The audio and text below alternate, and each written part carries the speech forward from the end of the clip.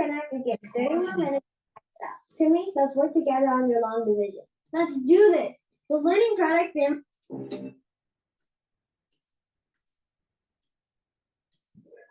policies. There's a lot more momentum from the tech sector. There's a lot of excitement with AI. While obviously that still have to be worked out, we're no longer just anticipating or waiting for government stimulus to kick in. So I think that's where 2025 does feel a little different from 2024 and the last couple of years. There are still inherent problems in the economy. The housing sector still needs time to recover, and consumer and business sentiment still needs time to recover as well. So I think that would gradually improve, but I would argue that we are very much at the bottom of that cycle right now, and that to us provides some excitement for the Chinese market. South Korea and Japan, when you look at this price action in the car makers in both of these markets, is that a cue to perhaps tactically withdraw from South Korea and Japan, or does it present a buying opportunity? I do think that South Korea and Japan continues to be attractive, but that said, the specific sectors like car makers, I think that there's going to be a lot of uncertainties with tariffs and potential discussion and negotiations, and arguably for a lot of manufacturers of goods, the same could apply over the next couple of weeks, especially next week when the White House is expected to announce more tariff measures on its trade partners. That said, I think some areas such as technology, or this hardware, despite, again, President Trump focusing on semiconductors, you can argue that the development of AI could continue to demand semiconductors and data centers equipment that could potentially counter some of the negative impact from tariff uncertainties. Tariff uncertainties. I want to take a pause and take a step back and play a soundbite from Michael Yoshikami, whom we talked to earlier this morning, about the whole uncertainty issue with regards to tariffs. Take a listen to this and then we'll continue talking. What's the one thing people hate the most? Not knowing. It's the uncertainty. It's the what's behind the door kind of feeling that we all. Hello, this is Dr. Paul Cottrell, and we're doing a live stream on YouTube tonight. I'm also opening up the X Spaces for you to do a call-in if you would like. Please help support my work by making sure that you subscribe to all my channels. I have 4 channels on YouTube: Brighteon, Bitchute, and Rumble. It's very important that you subscribe to all those channels. I do get strikes on YouTube periodically, and it's important that you are able to see my live streams in different modalities. I also have a website, the-studio-reykjavik.com. The link is in the description of this video and all my videos. Please click that link, go to my website. If you'd like to help support my work by donating, you can donate through Stripe, PayPal, or buy me a coffee on my homepage. You can also be a paid member to Patreon. The link is in the description of this video. It's through the people that donate or are members to Patreon and or purchasing the products on my store that helps me do these videos for free. I cover international affairs, domestic news, and finance and economics, scientific endeavors, health and wellness. You get a lot of information. If you pay attention to what I have to say, you can make money in the market and also improve your health. So please go to my store, the-studio-reykjavik.com. Help support my work with these different modalities. With that said, let me just plug one product before we go back to the news here. I have a health protocol, what I call the core, all right? And you can add stuff to it, but basically it works like this. Max 35 or Max 14 to help boost up your innate immune system. C60 to soak up free radicals and reduce stress in the cell. Turmeric, ashwagandha, and lignans to bring down inflammation that will help the immune system, and Boomer Boost, which will speed up your metabolism and increase your energy levels. So let's talk about the first pillar of that core protocol. Max 14 or Max 35. Take a teaspoon a day, swish it in your mouth, gargle, and then swallow. Gargle for maybe 20 seconds or so.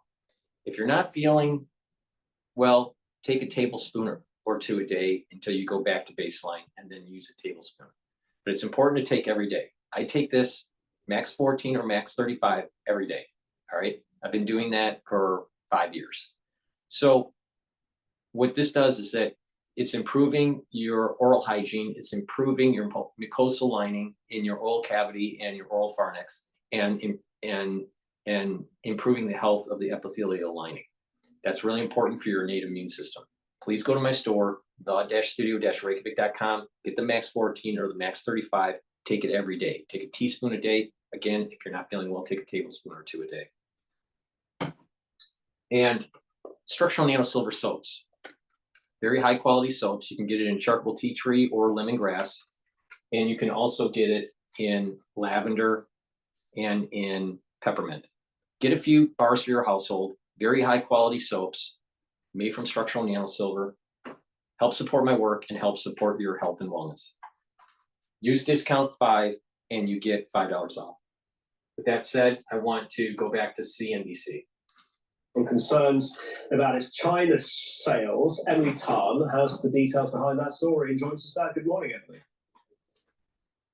Hi there, Shreya. Good to see you. And these are some environmental guidelines that are being put forward by the regulators, the NDRC, and that causing a lot of downside pressure in NVIDIA shares overnight, with Beijing introducing energy efficiency rules for the use of advanced Are you looking to chips. start your own? So this would effectively prevent some of the Chinese companies, if it is enforced, from buying NVIDIA's processors. This as the H20, which was approved by the U.S. government back in October 2023 for Chinese use, tailored to meet Washington's export controls. But with that, it fails to meet the new NDRC's new rules. The regulator also quietly discouraging tech giants from purchasing these chips. So names like Alibaba and Tencent. If you didn't know, NVIDIA generates something like $17 billion in sales from the Chinese market.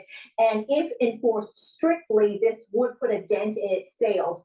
So as I mentioned, Alibaba and Tencent had been stocking up and buying up all these chips following the recent DeepSeek moment. And we're going to be watching reaction in the market today, although we may not see a huge reaction in SMIC or Hua Hong Semi, but we could see the reaction in the TSMC and the Taiwan-backed chip stocks, given the weakness that we saw in NVIDIA shares last night. Martin, it's back to you. I want to go to live now. They're covering Trump's announcement in the Oval Office earlier today. Executive order today that's going to lead to tremendous growth in the automobile industry.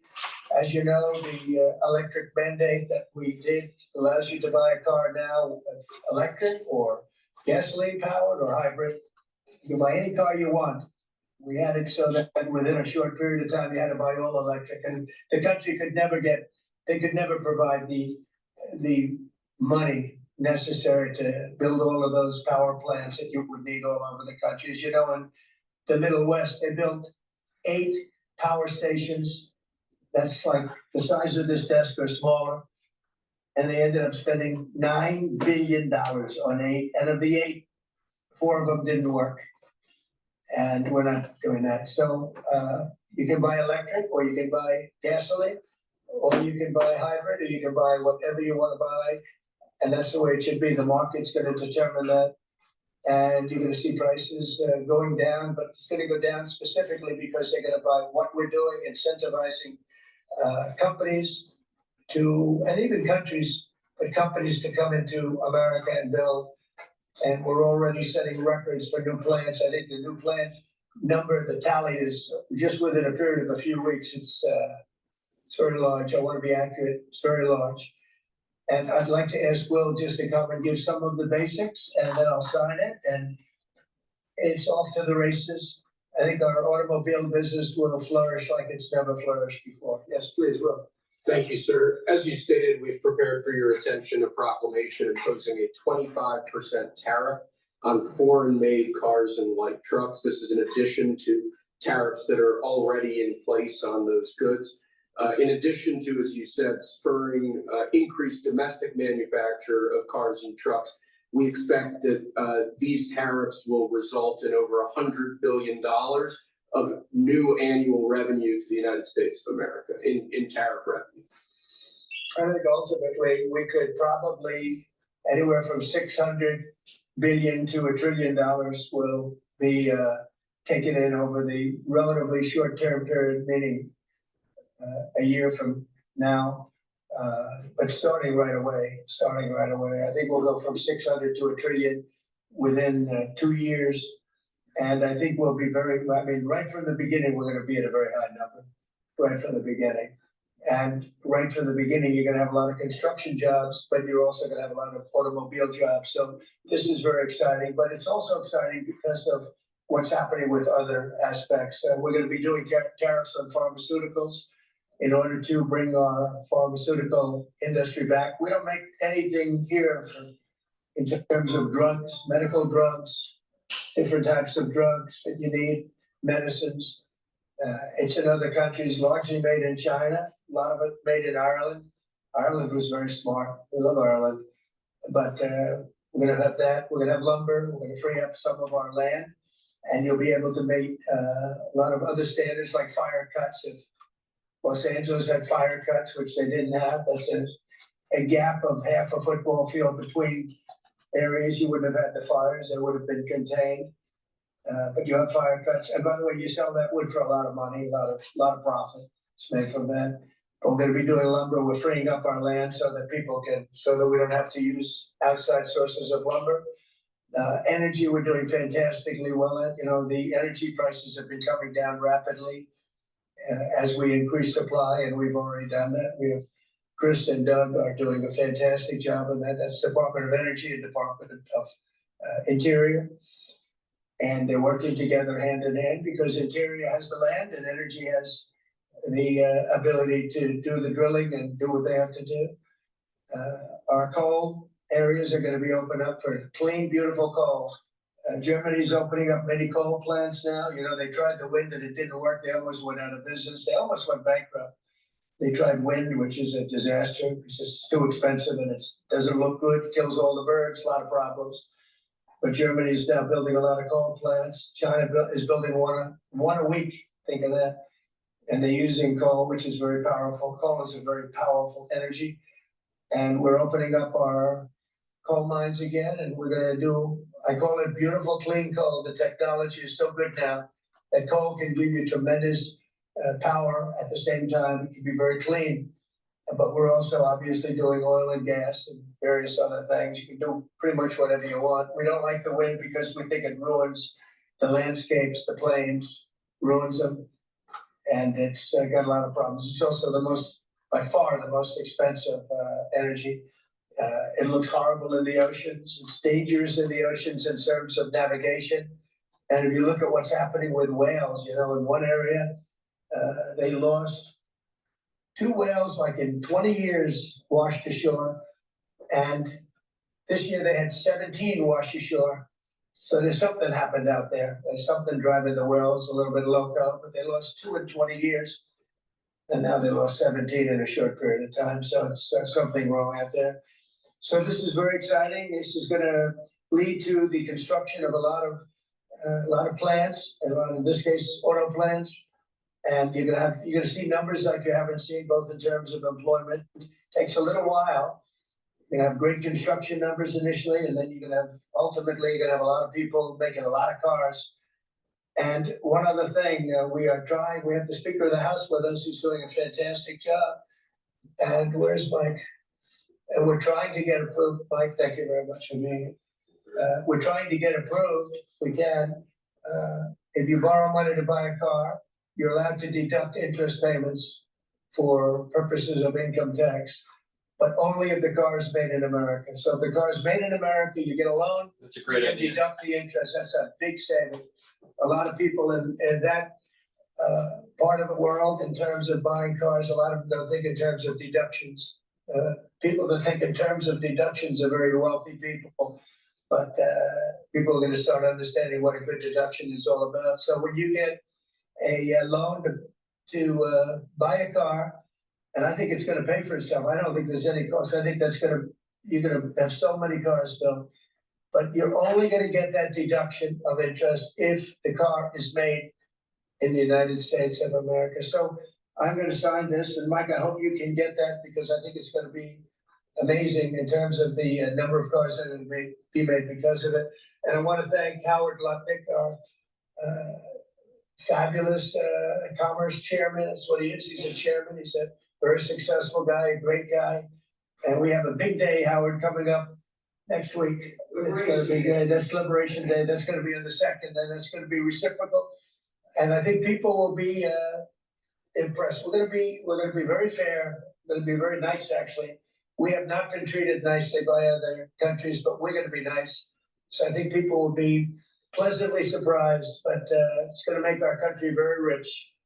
Because we're the piggy bank that everybody steals from, and they've been doing it for many years, for decades, so we're not gonna let it happen. So, but we're gonna treat people very nicely. We're gonna treat other countries very, very nicely, and I think it's gonna have a very positive effect on everybody, including those other countries. So I'll sign this, and we will see you again on April the 2nd. In terms of this, it's gonna be another round, and it's about making America great again, making it strong and prosperous again. Thank you very much. So,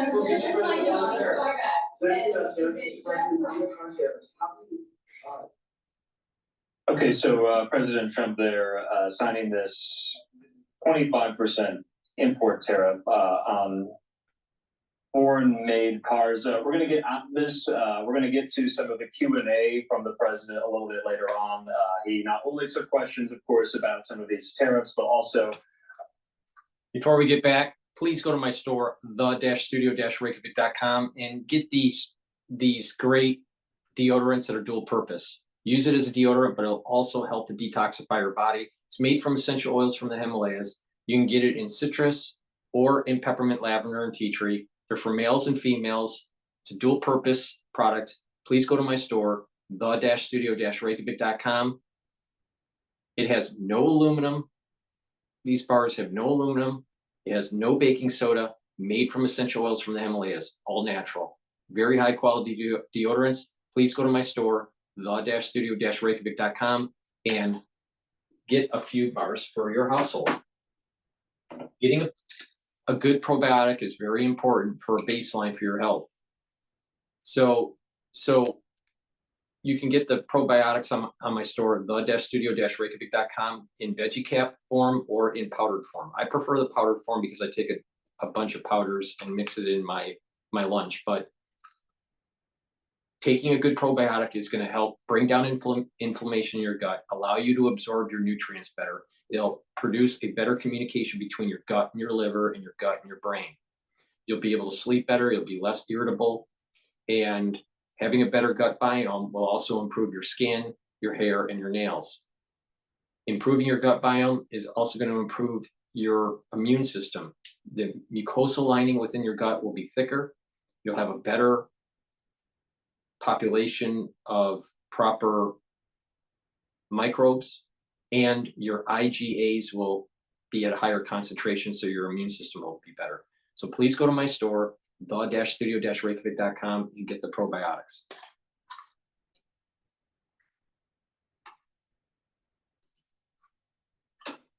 There's really three groups that are going to be happy for these tariffs, and particularly the auto tariffs. First are domestic producers, because with tariffs they get a lot of competition eliminated. They don't have to compete against foreign firms. They don't have to innovate. They don't have to lower their prices. They don't have to accommodate consumer preferences the way they do when they're competing against foreign goods. And a lot of the same could be said for unions. They want to protect, right? First of all, that's BS. You know the reason why? Because there's a lot of foreign OEMs, automakers, that are making their product in the United States. So the US automakers, meaning GM and Ford, have to compete with Toyota or Daimler or Audi because they're making their products here too. That's an old 1970s philosophy. In recent memory, has it? I mean, the only thing that comes close in my mind would be Smoot-Hawley back in 1930, which actually was one of the causes of the Great Depression. I mean, that was tariffs on a whole host of foreign goods at a very high level. I'm not saying this is going to cause a depression or recession, but I mean, I think these are the most sprawling and the highest tariffs that have been put on in some time.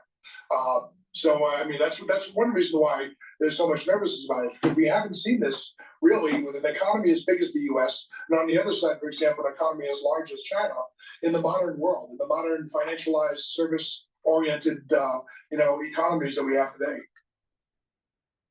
So, Peter, you and I have kind of discussed so much back and forth about, what is the operative definition of a tariff in the Trump administration? What does it mean? What are its impacts here? Right, With these today, I mean, do you anticipate that domestic car producers and manufacturers, are they going to feel it at all? If I'm looking for a car on the dealership lot, will the price go up because of what happened today, or no? Will it be mitigated in some fashion? So I think two things are going to happen. First, the price of a foreign car is going to be out of reach pretty soon. I've seen estimates of domestic foreign car prices going up as much as $12,000 based upon these tariffs. So it probably won't be that much, but we're going to see some kind of a jump in those prices. The other thing is that domestic cars may also see a rise in prices because of the retaliatory tariffs that are almost certain to come. I mean, just earlier I was watching some headlines go by, and the Premier of Ontario said that their goal now is to inflict maximum pain trade-wise on the U.S. So, the U.S. gets a lot of car parts from Canada, a lot of the inputs that go into making cars. So maybe the end price won't rise, but the cost of producing a car, the cost of the inputs is likely to go up, and that will eventually mean higher sticker prices. So I think there's going to be a very small window for prices to maybe stay where they are, but we're going to see, the longer this goes on for, the more likely we're going to see higher prices and some other knock-on effects, some of which we can't even anticipate at this time. Okay, but if you're GM and Stellantis and Ford here, and you hear this announcement today, how is that going to change their bottom line? So all of those stocks are down 4 to 6% right now on the anticipated retaliatory tariffs. They might see a brief burst of activity because there are some consumers out there who said, well, I was going to buy a Toyota, but instead I'm going to buy some other domestically made car. But I think that, with the kind of language we're hearing coming out of some of our trading partners, they're going to immediately slap tariffs on U.S. U.S. autos that are being exported, and on any car parts that they're exporting to the U.S. So the retaliation always comes swift. There's never been a trade war in the history of the world where you haven't had retaliation. It always goes two ways. The question is, how long does it go on for? And does the U.S. have as big an economy as, do we have as big a diversified economy that we need to sort of ride out the waves in the short term? Yeah, I wanted to ask, this is kind of a rhetorical question, but are trade wars ever won? Is that too open-ended? I don't know. Yeah, to some extent, I guess it turns out that Trump can extract terms as a result of these tariffs. I guess you would say that, but for consumers, no, you're going to suffer in terms of price. You're going to suffer in terms of choice, and I tend to think that the best market is that which is the less fettered, and that we people trade voluntarily, but to the extent that one party believes that a trade deficit represents a theft, and they want to sort of rig the market and say, I want this country to buy more or to pay higher prices, I guess that's a win in a political sense, but economically, there's a lot of deadweight loss. There's a lot of opportunity cost. So I would say politically, yes, economically, no. So from the Trump administration, this is their view that this move today would essentially shore up domestic production of cars here. That car manufacturers here would just make more cars now. Now that is a long-term project. You don't see that overnight here. You have to shift production. You heard President Trump all the time saying that with these actions, we're going to see production move back to the United States. It doesn't happen overnight here, but do you anticipate we could see some of that? Are the intended effects going to be borne out? So this whole idea of moving manufacturing and heavy industry back to the U.S., this is a multi-generational thing if it happens. Yes, there are some companies that are going to move certain types of manufacturing back to the U.S. We've seen some of that already. It's going to be that kind of manufacturing which is not very labor dependent because labor costs are very different. That's a major difference between producing here and the rest of the world. Some of it will come back, but this idea that we're suddenly going to have all these huge manufacturing plants in Vietnam moving to Ohio again, that's very unlikely. There's two ways to look at this, right? The first is that trade's voluntary, and so what if the U.S. buys $1 trillion worth of goods from China and we only sell $900 billion to them? A trade deficit is simply a result of different stages of development and different specialization and all that. That's one way to look at it. The other is that difference is a theft and needs to be remedied. And that's certainly the way the Trump administration looks at it. But I mean, if you think about your own relationship with a grocery store, right?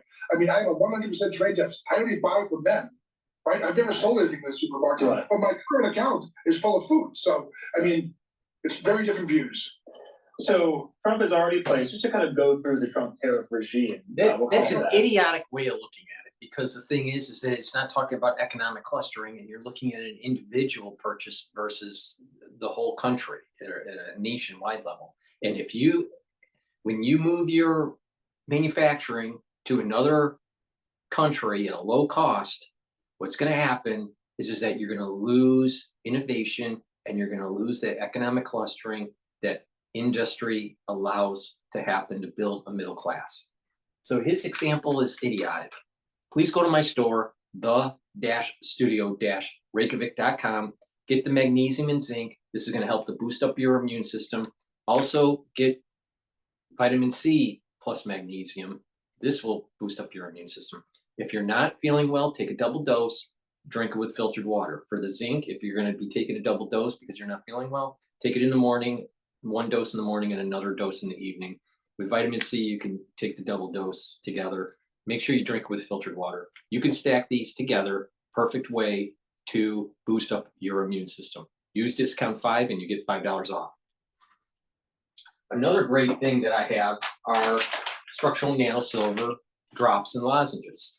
The drops, you get 100 in each bag. You can get in cherry, honey and lemon, and also in blueberry. Now, these drops are made from structural nanosilver. Right when you have that irritation in your throat, take them right away.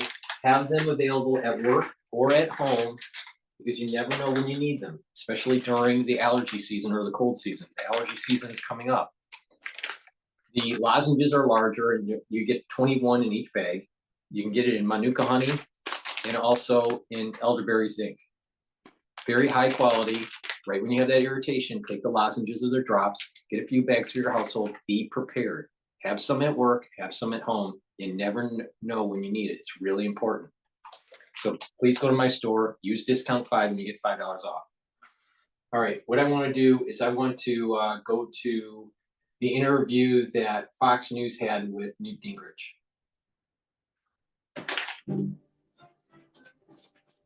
So support for President Trump is so high that even fake news CNN, our old friends over there, they can't ignore it. Earlier today, CNN senior data reporter enthusiastically explained that Americans who believe the country is on the right track is surging under President Trump. Take a look.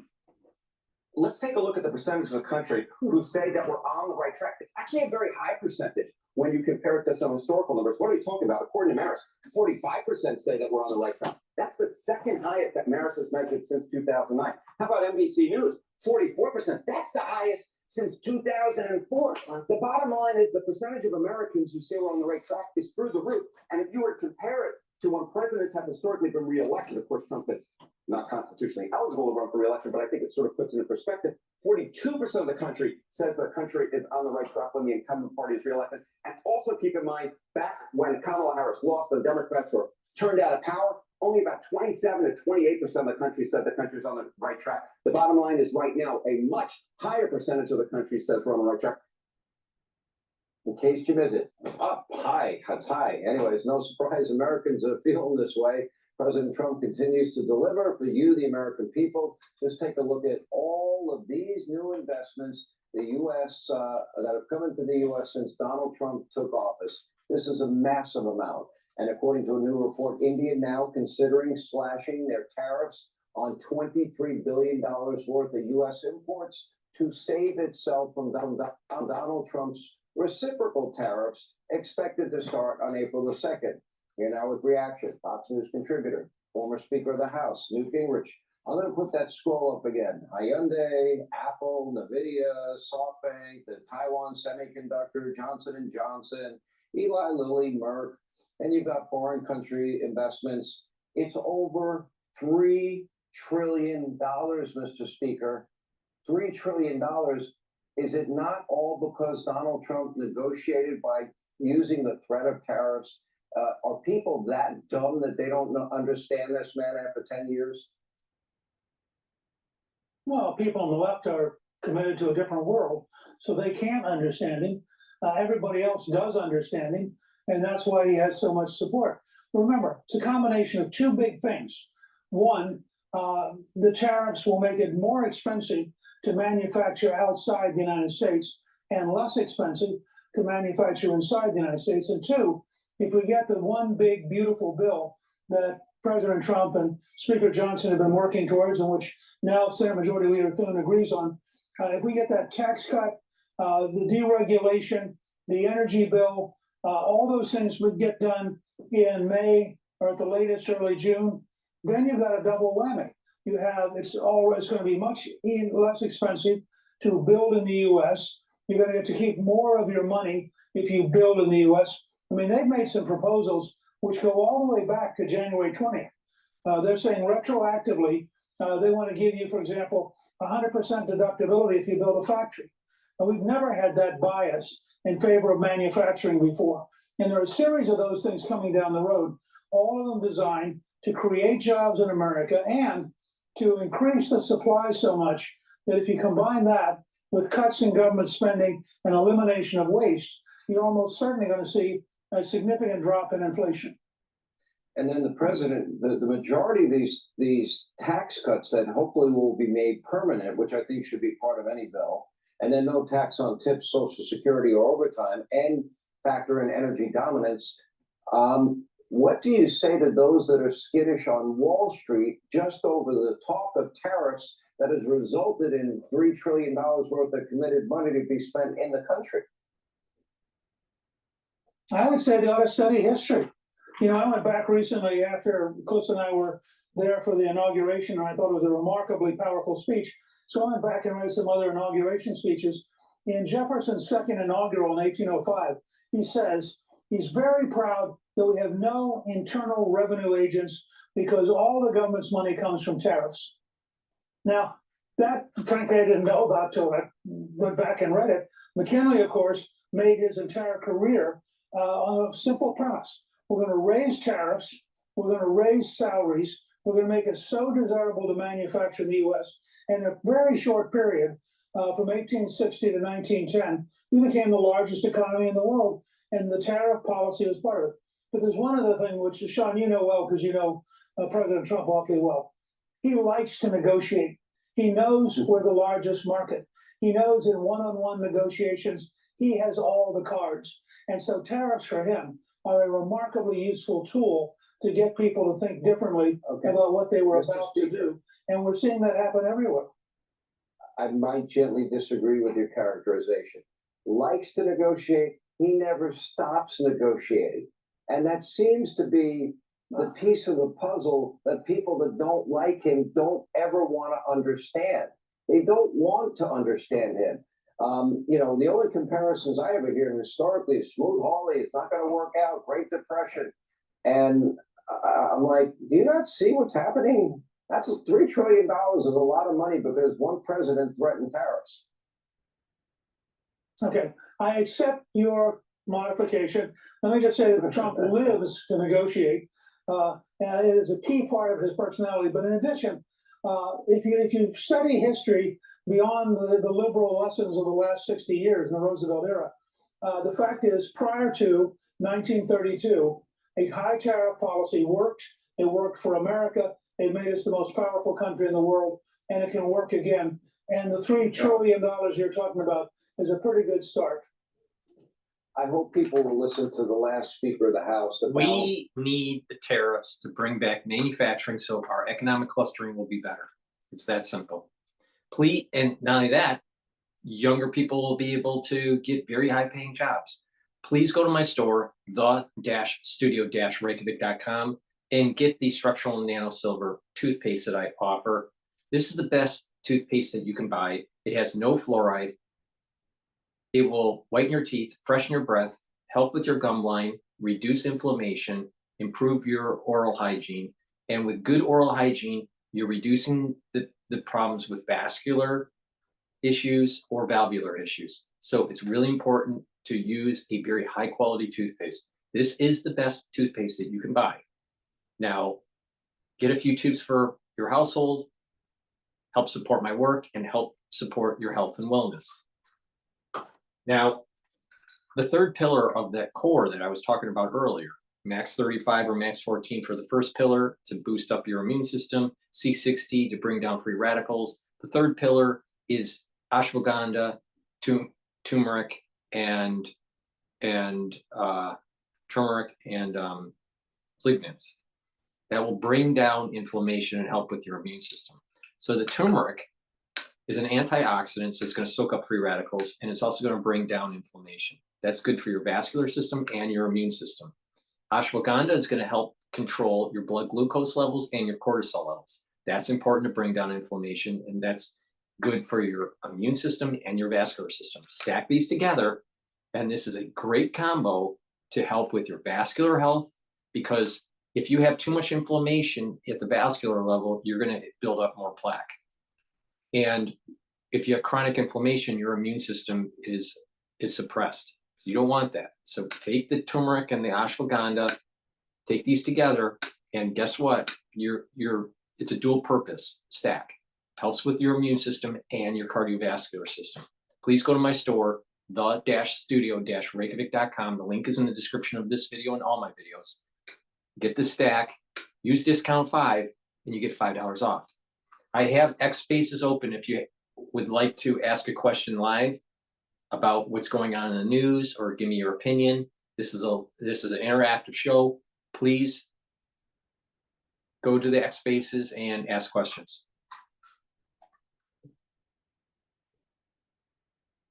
All right, let's go to Al Jazeera. They're talking about the Yemen chat week. Information about this issue, can you share me your intelligence and that kind of thing. So there is still an element of transaction about that kind of relationship, and I think going forward people will be concerned about the security of sharing information with particularly senior political leadership in the US.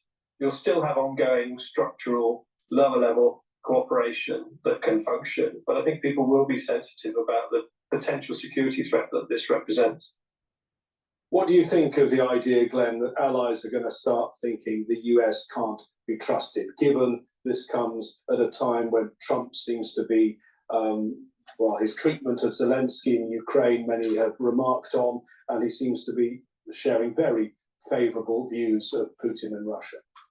Well, sadly, more than sadly, tragically and terrifyingly, I've been saying publicly for a decade that the rise of the MAGA Trump phenomenon, Donald Trump and now his minions, is an existential issue for the U.S. government, and it poses terrible problems for our allies. And that if I were a foreign intelligence service allied to the United States, I would not share my most sensitive sources and methods. Because the alarms are so clear about the risk to the security of information that you can't take that risk. It's a terrible, terrible thing for an American intelligence officer to say that one can't trust the top of the United States government to protect the sources, methods, and procedures and so on of an ally. But if I were the British, you never, in an intelligence world, you never trust anybody, even your closest allies. And when the signs are so glaring and so numerous of the risk of compromise and the danger to one's own national security, I would not give the family jewels. So PJ, on that bigger picture, quickly, Jamie, go ahead. Yeah, I just want to come in response to the question about European allies. I think what's sort of bemused the Europeans a little bit is that countries that seem to have been targeted are the ones that have often been the US's staunchest allies. You know, you're thinking about Denmark had the highest attrition rate in Afghanistan among its soldiers. It was contributing to those operations. Canada's been a long-standing ally of the US. The UK has, and yet the UK wasn't immune to steel tariffs. They've gone on UK steel the same as everybody else. So there's, everybody in Europe, I guess, is a little bit bemused at the moment about how the US leadership is treating its allies and what this means for the future. Let me bring in PJ to wrap this up. How worried should Americans be about this bigger picture about the way this administration is conducting business? I think it is about the big picture. We can argue about technical details of inside the national security process, but the bigger picture where you have the senior most officials within the Trump administration, calling the Europeans pathetic, and in suggesting, for example, that the U.S. strike was not really about American interest, even though we live in a global world. It was about the narrow interest of the Europeans, and they should pay for protection. What we're seeing here is the dismantling of the transatlantic relationship. It is among the most valuable elements that the United States has in its national security arsenal. The Trump administration is dismantling it, and the ultimate winners are Vladimir Putin, Xi Jinping, and others. They're probably pinching themselves. They can't believe how fortunate they are to have the Trump administration back in office. PJ, thank you very much. Sometimes I would like this program to be an hour long. It's not, though. Thanks to our guests, Glenn Carl, Jamie Gaskarth, and PJ Crowley. A fascinating discussion. If you missed any of it, don't worry. You can go back and watch it again anytime you want on our website, aljazeera.com. As ever, your comments are welcome. Post them on our Facebook page. That's facebook.com/AJ Inside Story. Or on X, you can find us at AJ Inside Story. From the team here in Doha and from me, James Bays. Please stay safe and well. Bye-bye for now.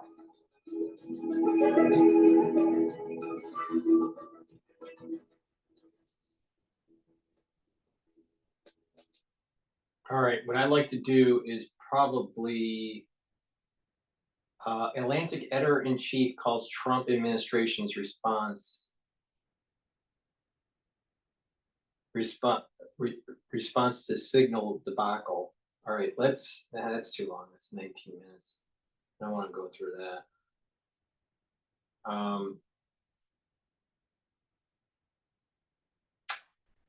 This is MSNBC's response to this signal gate.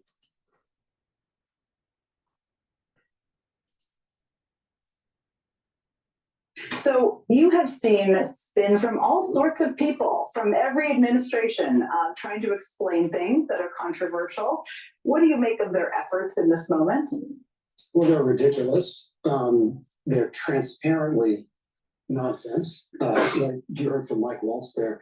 Oh, do you ever have somebody's name in your phone and another person's phone number? What's he even talking about? He also said that he wants Elon Musk to look into the best tech experts to help. It's like, let me explain to you how Signal works. You have to hand enter each person in to form a group chat. But anyway, continue. And they're trying to make this distinction: attack plan, war plan.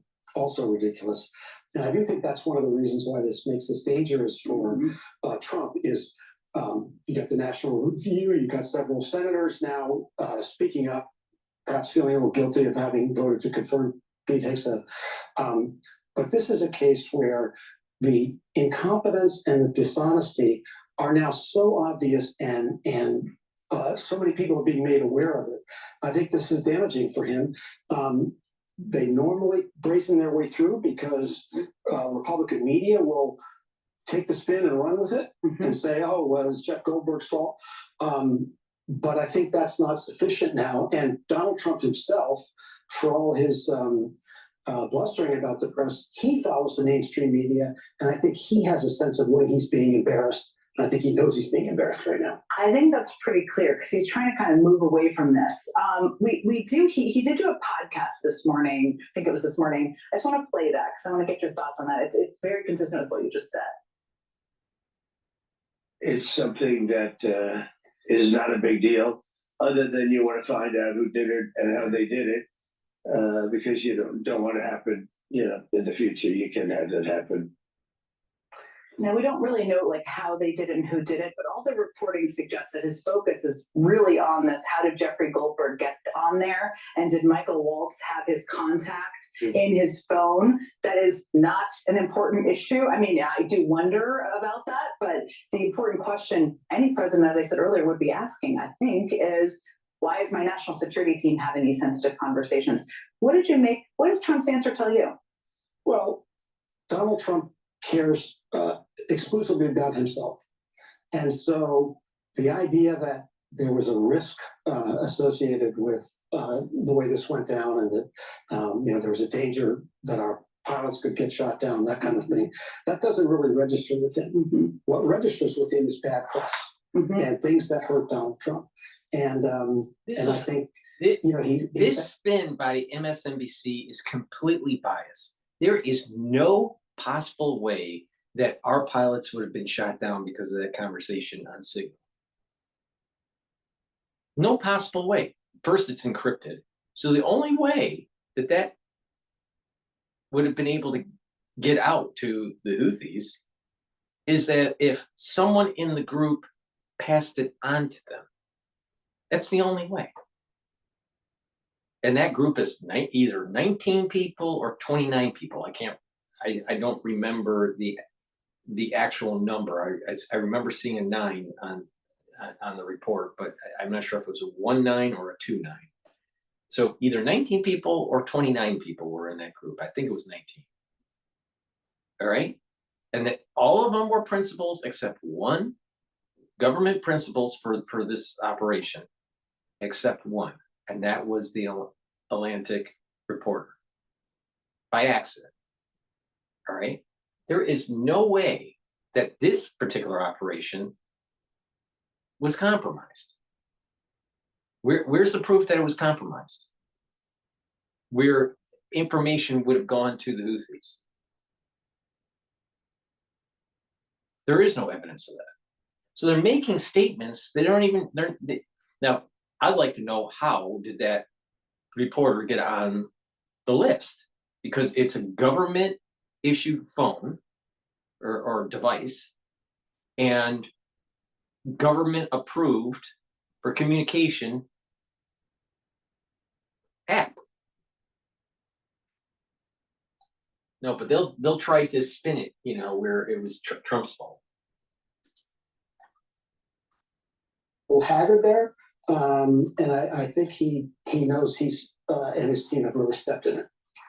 He also typically gets support from the right-wing media. It's not universal right now. We'll see what happens. Well, let me get this straight. And the liberal biased media wasn't supporting Biden and his decline, his obvious mental decline.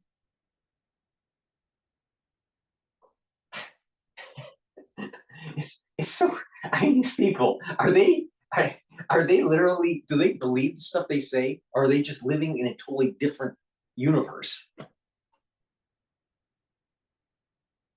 I mean, they must not believe what they're actually saying if they're living in our universe. But if they're living in a different universe, maybe they're just an alternate reality. But I mean, how could she make that statement? Well, the conservative media is supporting Trump, and the liberal biased media was supporting a almost brain dead president, aka Biden, and trying to convince the American public that Harris was really winning in the polls, and that she was really an intelligent individual, and that Biden had all of his cognitive function. Both are BS. Downplaying it too, so I think it's interesting. Maybe he manually put a phone number in, and it was the wrong phone number. And happened to be that journalist. The outrage from the left over a reporter accidentally being added, a one-off, one-time, minor accident. Yeah, he read some things he probably shouldn't have. It was an accident. Accidents happen when you're taking action. They're trying real hard there. What do you think? Well, they are, as they usually do, manning the battle stations, but they're really undercut when you see the National Review saying Pete Hicks thought it get fired. The Wall Street Journal editorial page also chastised the administration today. So I think they look a little silly trying to do that. And they're also not addressing, as you indicated earlier, the real threat, which is that they're exchanging classified information on a commercial app. And it is the kind of thing that I can't imagine any other White House that. But it's approved. It's government approved app to use for communication. on government issued devices. The bigger question is, how did that reporter get on the list? According to Waltz, it looked like the actual name wasn't the name of the reporter. It was his phone number. So how did that happen? So it looks like a mistake. But to say it was classified, he doesn't know if it was classified or not. Pete Hegseth has authority to classify. So if he wanted to get on the phone and call CNN while the operation was happening and say, CNN, our planes are over Yemen and they're about ready to do their strike, and it's an F-16 and Warhawk, and whatever. All right, and this type of munitions that we're going to use, and it's going to strike in about 5 minutes. He can do that, and it's totally legal. You know why? Because he can make a decision if it's classified or not. Covered, apart from Trump's, because they are uniquely, especially in the second term, uniquely incompetent. But George W. Bush, George H.W. Bush, Ronald Reagan, no, this would never happen. You know why it would never happen? Because they didn't have the technology. They didn't have apps. Last time I looked, George Bush Sr. or Jr., there weren't apps on a cell phone. Okay. Please go to my store, the-studio-reykjavik.com, and get the Clarity Factor and the multivitamin as a stack. Let me tell you why. Okay, this is a great way to start on your journey of health and wellness and proper supplementation. Clarity Factor is going to get rid of that brain fog. It's going to allow your neurons to fire better, and with neurons firing better and you being able to think clearly, you're going to help support your memory, building up your memory. And when those neurons are firing, you're going to have better neuroplasticity. You're going to have a positive neuroplasticity is what I call it. And that means that you'll be able to think faster. You're going to have better memory. And not just that, with just a better cognitive function and you're reducing stress, you'll actually sleep better. So it's really important to improve your neural function and support your memory by taking Clarity Factor. And this gets rid of that brain fog. Take this once a day or twice a day. Some people take it in the morning and mid-afternoon. Some people just take it in the mid-afternoon. It's up to you. But this is a great way to focus on work, on school, and even if you're retired, to just keep those neurons firing and focused. Gets rid of that brain fog. Drink it with filtered water. Make sure all the water that you drink is filtered. Take the Clarity Factor and improve your neural health. And you need a good multivitamin that's easy to digest. The multivitamin that I offer on my store, the-studio-reykjavik.com, is easy to digest. It has a great base of vitamins to build that foundation that you can add stuff to your protocol and slow down the aging process, increase that longevity and vitality. All right, so take this multivitamin. Multivitamins and minerals are really important as cofactors for enzymatic activity. When you have the proper concentrations of these cofactors, your cells will perform better. So please take this multivitamin every day as a foundation, and a great stack would be the multivitamin and the Clarity Factor. Or even better, take the multivitamin, Clarity Factor, and the probiotic. That's a great stack too to start on your health and wellness journey. So please go to my store, use discount 5, get the multivitamin and Clarity Factor. All right. Let's go to CNBC right now. So the one thing that President Trump said that doesn't happen in the automotive space is quickly. And nothing is quick in the automotive space. We're talking about planning today for vehicles that will start for 3 years from today. So this idea that even if it was on the paper of, yes, we're going to move manufacturing, or yes, we're going to bring our plants in the US to 100% utilization, yes, we're going to move stuff from other countries here, that is never an overnight proposition. It is billions of dollars and time and time consuming.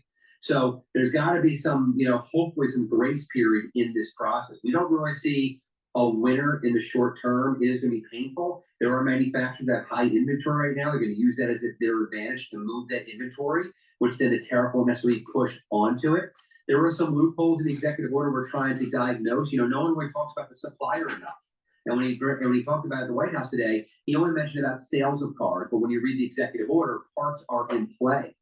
But there is still USMCA in play, and there's some leeway if certain parts will be satisfied by USMCA guidelines of 75% content in North America. So there's still a little gray area right this second in the language that we see, but it seems to be on purpose. It seems to be aggressive, and I think we are going to have at least 2 weeks, if not a month. And he said he's not going to dial them back, so we're going to see how this all plays out. Right, I'm looking at a chart, and I know we can bring that up just for context to our viewers. Vehicle imports as a percentage of sales in the US in 2019 stood at 53%. In 2024, stood at 53.4%. So it's not like it's changing a whole lot. Like there is a certain market for certain products, certain car makers, and the mix has not changed much in the last 5 years, 6 years actually. Yeah, I mean, look, what a 25% tariff is the chicken tax has been around for 60 years. It basically said it locked up Detroit 3 for owning the truck market. You couldn't import any kind of truck to North America without a 25% tariff. And that has been seen as a success to building the Detroit 3's existence because we're, the United States is the only country in the world and region of the world, North America, that's really consuming pickup trucks and large SUVs. No other market does this. So we need that product. So this view is, well, if we keep doing that, then we're going to constantly strengthen our local brands. But to your point, there is a vast balance of consumers out there. They want entry-level vehicles. They want crossovers. They want SUVs. They want pickup trucks. Not one brand or 2 or even 3 brands in North America can satisfy that goal. And there is a consumer need for it. It is a global economy. It is a globally integrated supply chain. And again, no one's talking about the suppliers. Without the suppliers, cars don't exist. So you might build a car here, but if you're getting your powertrains from Europe, that price of that vehicle is going to go up. How are you thinking? All right, what I want to do is I want to pivot over to what happened with 23andMe bankruptcy. All right. Now, people that don't know what 23andMe is, it's a DNA analysis company. It was owned by the billionaire that owns Virgin Atlantic, Bronson, I think it's Bronson. And 23andMe is basically defunct. All right. Now, the problem comes in is who owns the data? All right.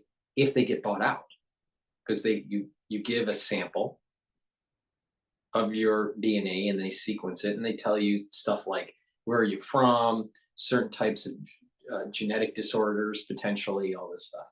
So let's play this video here about their bankruptcy.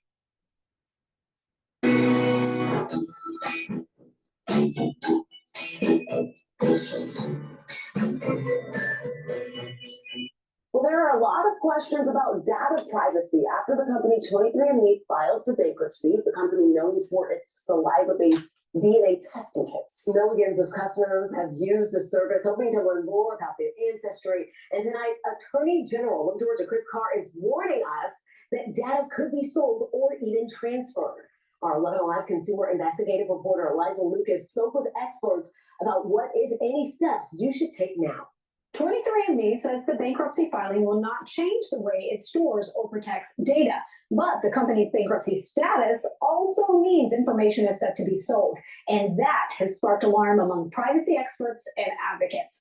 So we asked Jessica Roberts, a professor of law, artificial intelligence, and data science at the Emory University School of Law, to weigh in. Even though 23andMe assures everyone that it's going to keep its privacy policy and terms of service intact, There are unilateral amendment clauses that allow companies to change their terms without asking or even sometimes notifying their customers. And so once that data gets transferred to a different company, then that company could take it upon itself to shift the terms, and users might find their. Why do you need a lawyer to tell you that? That is basic business law that you can get, oh, by the way, on ChatGPT. You don't need a fucking lawyer to tell you that. If you're giving your data to a company and they go bankrupt and someone buys them, guess who owns the property, the data? Not you. You never owned it. It's the company. So the CCP can fucking buy it, and guess what? Now they got your DNA. Wonderful. This is the reason why you should have never played around with the DNA, these DNA things for, well, where are you from, your ancestry and all that. That was just the little teaser to get you to get into the system. Now, genetic sequencing for diseases, because you actually have an ailment and you need to try to figure out what the problem is, that's important, all right? But there is a serious issue in terms of you don't own the data when they sequence it. You don't. You give a sample and they sequence, you don't own the data. Now, there are millions of people through 23andMe where their DNA could potentially be used for bioweapon purposes. Or other interests compromised. Robert says it may surprise people that the Health Insurance Portability and Accountability Act, or HIPAA, does not apply in this case. The federal law protects sensitive health information from being disclosed without your consent within covered entities like doctors' offices and insurance companies. While some states do have their own data privacy laws, Robert says those can vary. And right now, attorneys general from California to Florida are issuing consumer alerts, encouraging 23andMe users to proactively protect their data by deleting your account. The process is easy. Go to your profile, then settings, and scroll all the way down to 23andMe. There you can request your data be deleted. You can also request your test sample be destroyed or revoke permission for your genetic data to be used for research. Robert says the situation is ultimately a reminder to be wary. Many health technology companies, not just consumer genetics companies, have this ability to change their terms of service and their privacy policies on a whim. And so what it says today, it may not say tomorrow. Robert says the flexibility of these agreements is something to keep in mind when deciding whether or not to use these services in the future. 23andMe has said it hopes to secure a partner who shares its commitment to customer data privacy. Good luck with finding that. Please go to my store, the-studio-reykjavik.com, and try this stack that I'm going to tell you. This helps with your bone health.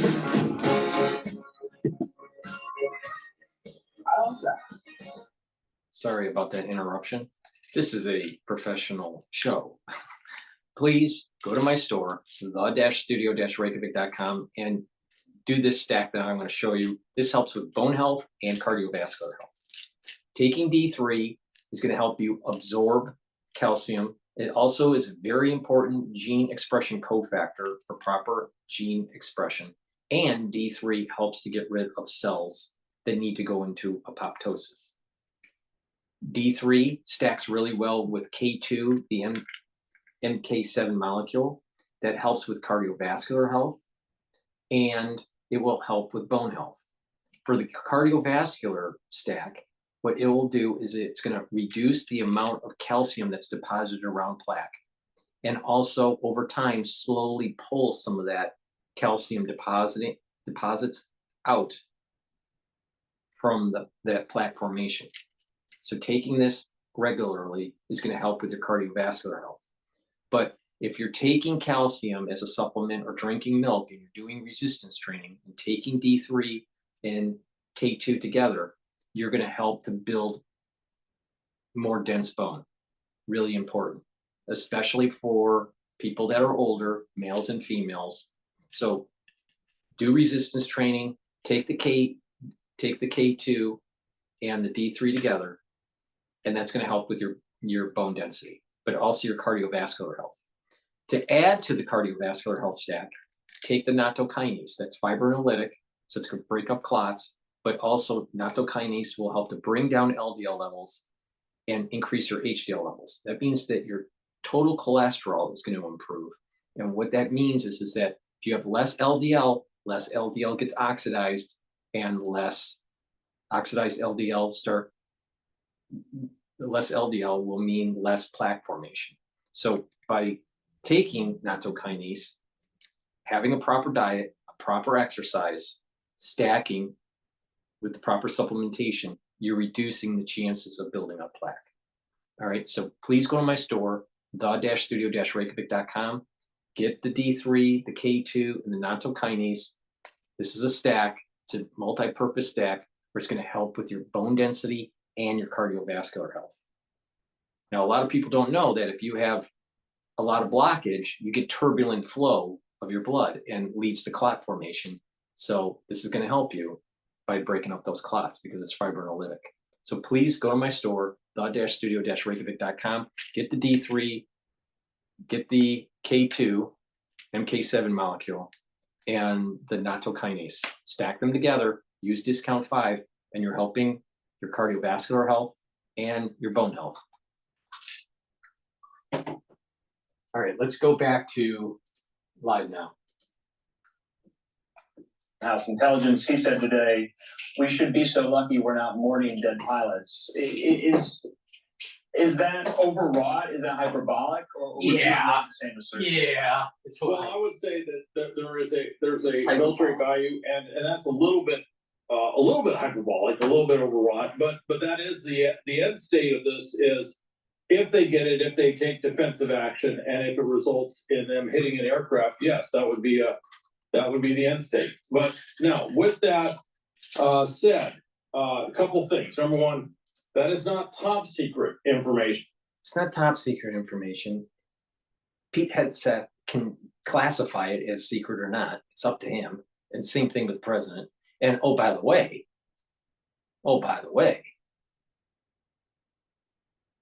the mission was accomplished with flying colors. And not just that. The people that were in the group chat, none of this information went to the Houthis, assuming that the Atlantic reporter doesn't work for the Houthis too. I mean, come on. They're trying to make something out of nothing. Did talk about weapon systems, did talk about timing, did talk about when they launched, did talk about when they were hitting. So that was out there. So there is things that I would say from an intelligence standpoint as all right, let's read let's read this, okay? All right. Time now 11:44. Weather is favorable, just confirmed with CENTCOM. We are a go for mission launch. There's no that's generic. There's no details there in that sentence. Next piece of this. All right, 12:15. F-18s launch first strike package. What's the strike package? Doesn't mention it. So there's no details. It's generic. 13:45. Trigger-based F-18 first strike window starts. Target terrorists is at his known location, should be on time. Doesn't state the GPS. So it's generic. Also, strike drones launch MQ-9s. Generic. Doesn't give details. 11:10. More F-18s launch. Second strike package. What's the strike package? Doesn't say. Not enough detail. It's generic. This is what they mean. It's not the war plan. The war plan would say how many munitions, what were the targets, what were the GPSs. Doesn't say any of that bullshit. 14:15. Strike drones on target. This is what were the targets? Doesn't state. That's in the strike package. That's not revealed in the chat. This is when the first bombs will definitely drop, pending earlier trigger-based targets. It's generic. So when they say that the war plan or the strike package wasn't revealed, that's a true statement. Everything that's in here is generic. And then the last statement was 1536, F-18 second strike starts. Also first sea-based Tomahawks launched. Okay, where? Which ship? How many? Doesn't state it. The strike package would have that. They know what that is. They didn't reveal anything. It was all generic. And so you got the mainstream media making something out of nothing. You can read it for yourself. What's the details? Just because they say how many F-15s or F-18s, I mean, how many Tomahawks? How many ships? How many missiles? What are the GPS coordinates? Doesn't mention.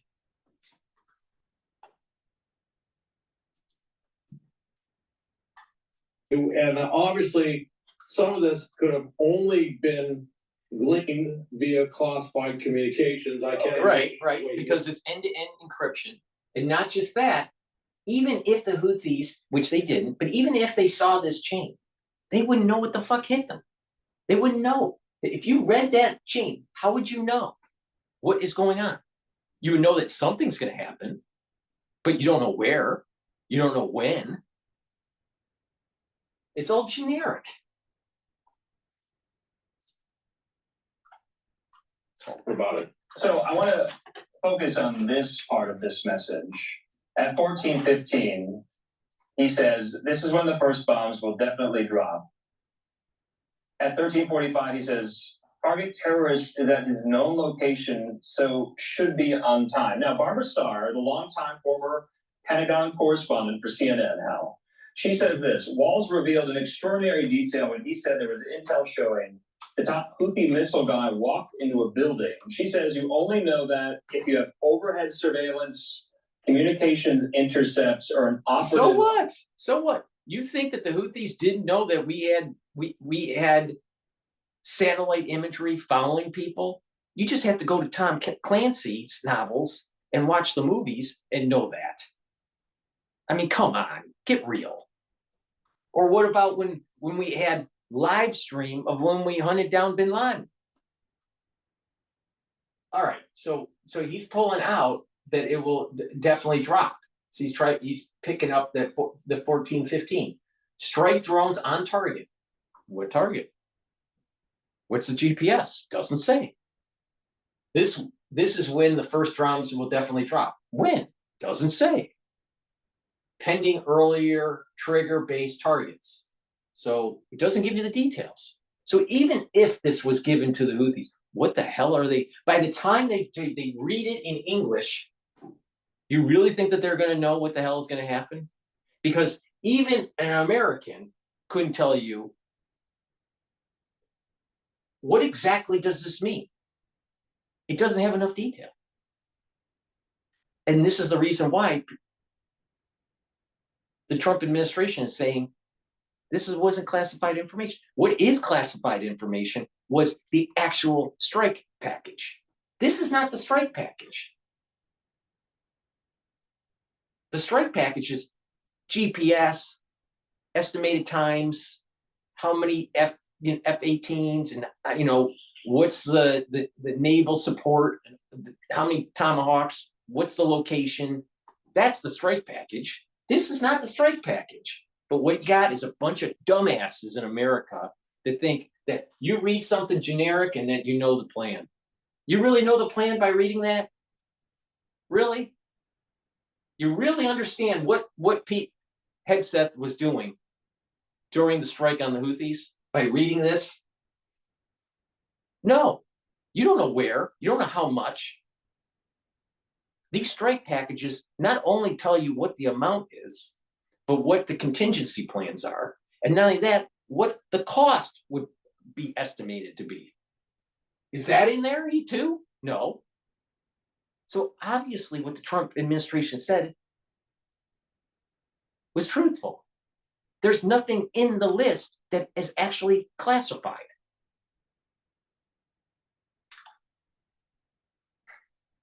Or even if it's unclassified, having enough granularity where your enemy would be able to know what's happening. Other than that, you're going to get bombed. But the Trump administration's been telegraphing that for a while. And of course, you have people that are mainstream media that aren't smart enough to dissect just 5 lines of that chat, like how I just did. It's very self-evident.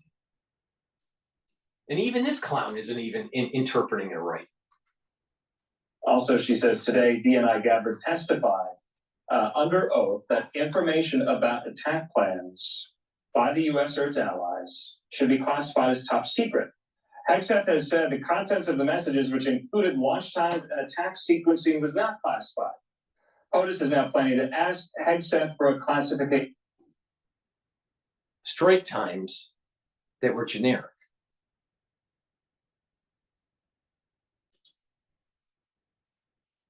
Review. Trump saying, sure, I'll ask him. I certainly asked him to take a look at it. Is that a good idea? I think that's that's a very good idea. They should be looking at it. I think that's a pretty grave mistake in terms of operational security. That's putting potentially air crews, U.S. military personnel at risk, at higher risk. So that's pretty unambiguous that you don't put stuff like that out there, because this is an ongoing operation. Yeah, that would be kind of like saying, we got a special operations team on the ground and they're going out to take bad guys. Well, there's a special operations team on the ground. You don't let them know that they're out there. As we used to say, if you're running clandestine operations, it's kind of inferred that you want to keep them clandestine. Okay, and so that was a big mistake on his end to say that. But he does have that authority to declassify things, and that may eventually come up within the explanation. Now, I will say Tulsi Gabbard may have misspoke a little bit. The big war plans, and I just say this as someone, hey, I know the top secret, I don't know all of them, but I know that there are top secret war plans, all right? I know there's a lot of secret stuff. Everything I saw on there, with maybe Mike Waltz's comment about the girlfriend's house situation, that may have been from a top secret source, but everything else in there that was generic were what I would call secret level. Okay. At most, but I don't think everything needs to be top secret. That takes it up to a higher level. And by the way, and I would say some of those who are saying that this can only be said in the situation room or sensitive compartmented information facility or something like that. Again, I think they're over speaking the level of information and discourse there.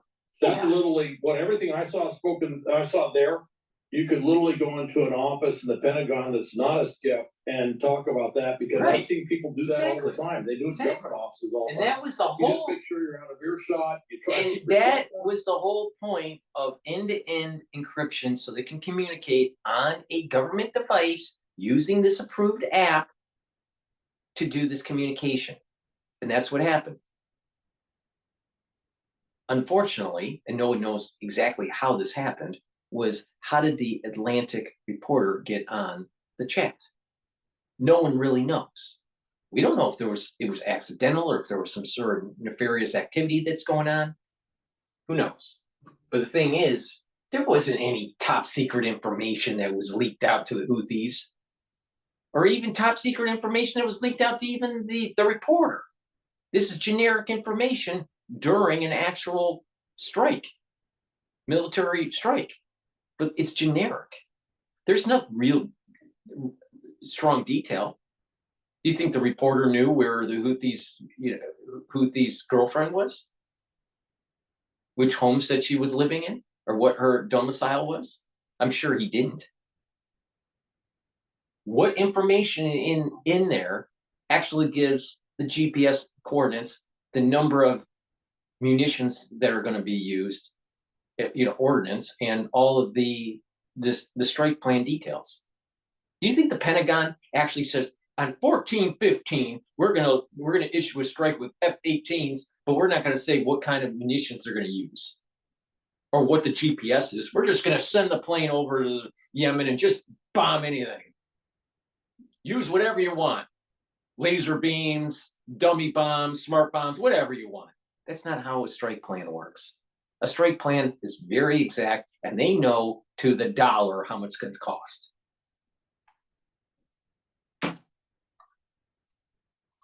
Put those in another room or something. But I have seen stuff like that spoken about, and that's just where you use common sense. I've seen it on tarmacs of airfields, all sorts of stuff. So it's not quite. Maybe we should use some common sense reading the chat to see that it's generic. But you got MSNBC and CNN saying we got to get rid of Pete Hegseth because he said something on Signal. It was classified. Meanwhile, CNN can't classify jack shit, but Pete Hegseth can classify whatever the hell he wants. Bullshit, that's what it is. Story. He said it's very clear Goldberg oversold what he had. Right. One thing in particular really stands out. Van says, remember when he was attacking Ratcliffe for blowing the cover for a CIA agent? He says, turns out Ratcliffe was simply naming his chief of staff. Now, from what I understand from the article published today, Goldberg still did not divulge this person's name, but it turned out to be Ratcliffe's chief of staff there. So a CIA staffer, chief of staff, is not an agent, a CIA agent. So Ratcliffe was over embellishing what was happening.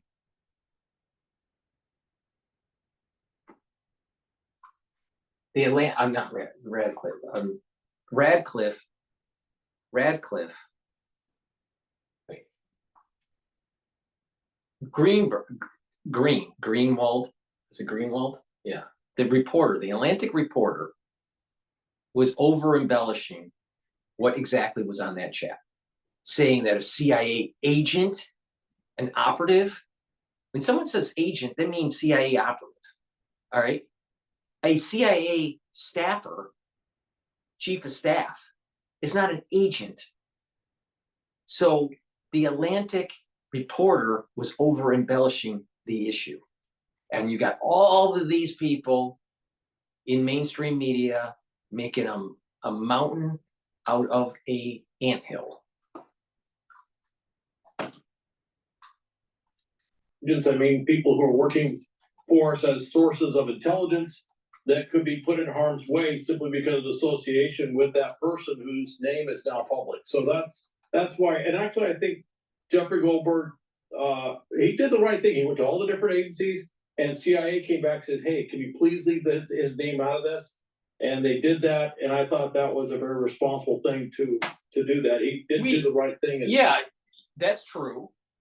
But he lied that he was a CIA agent. He's not a CIA agent. He's a staffer. He's not an operative. So he lied. He embellished to make it seem more important. And that the war plans leaked. The war plans weren't leaked. What was happening is you were actually seeing in the chat almost like a real time what was happening in generic form for the strike. But they didn't know what the strike package was. If someone asked the Atlantic reporter, what was the strike package? He couldn't tell you. You know why? Because it wasn't in the chat. He's over embellishing. The signal texts have led us to believe people should see the text in order to reach their own conclusions, and that is what everyone has been doing throughout the course of the day. Hal, we're going to take a quick commercial break. There's one more story we want to get with you on, and it does refer tragically to the loss of 4 American soldiers in Lithuania amid some pretty murky, mysterious circumstances. We don't have a lot of details on this, so we'll be covering that story when we come back.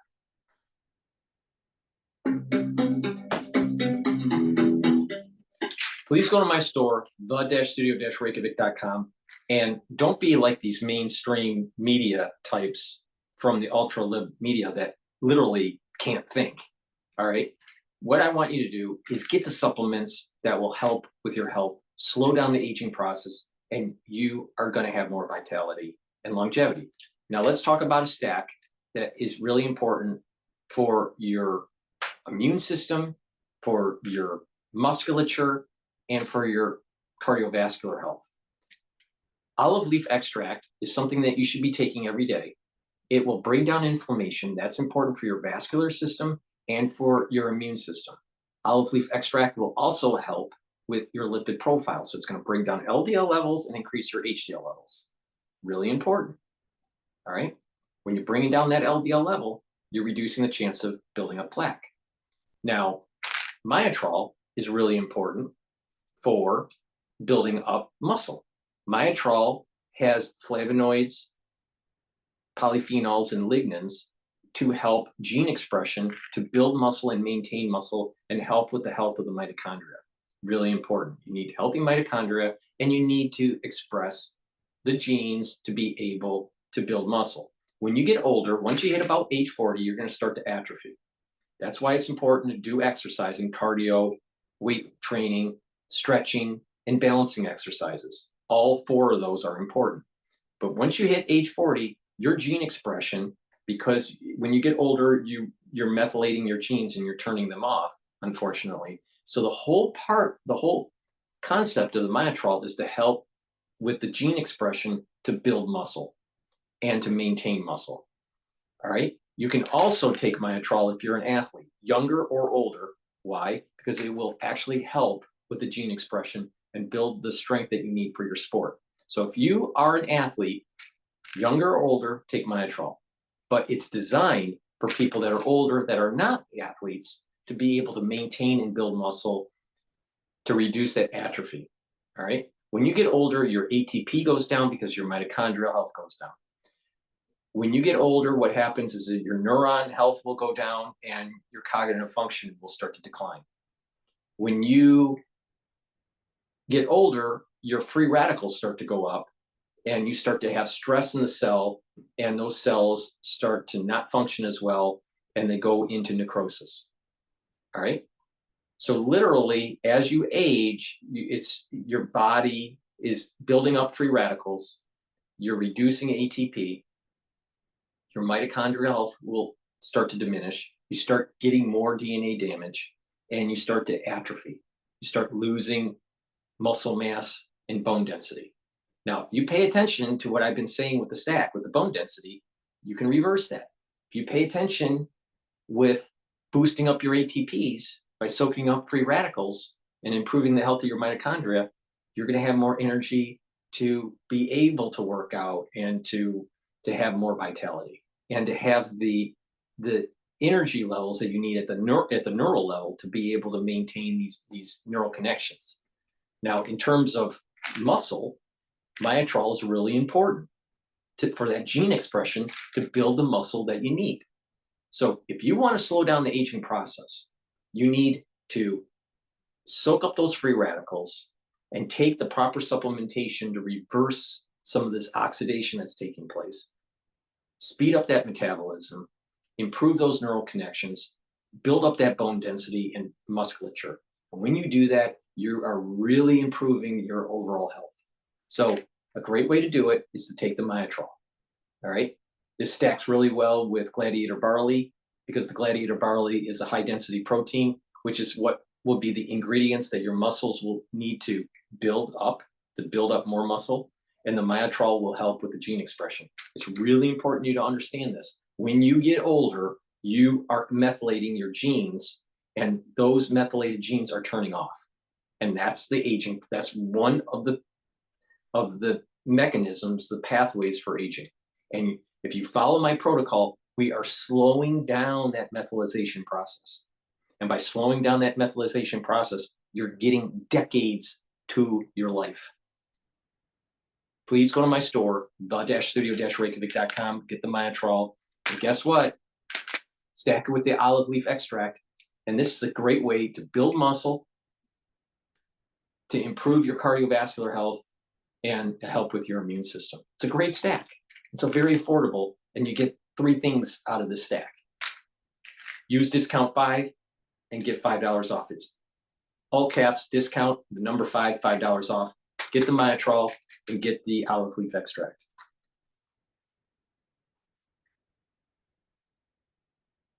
All righty. Let's go to,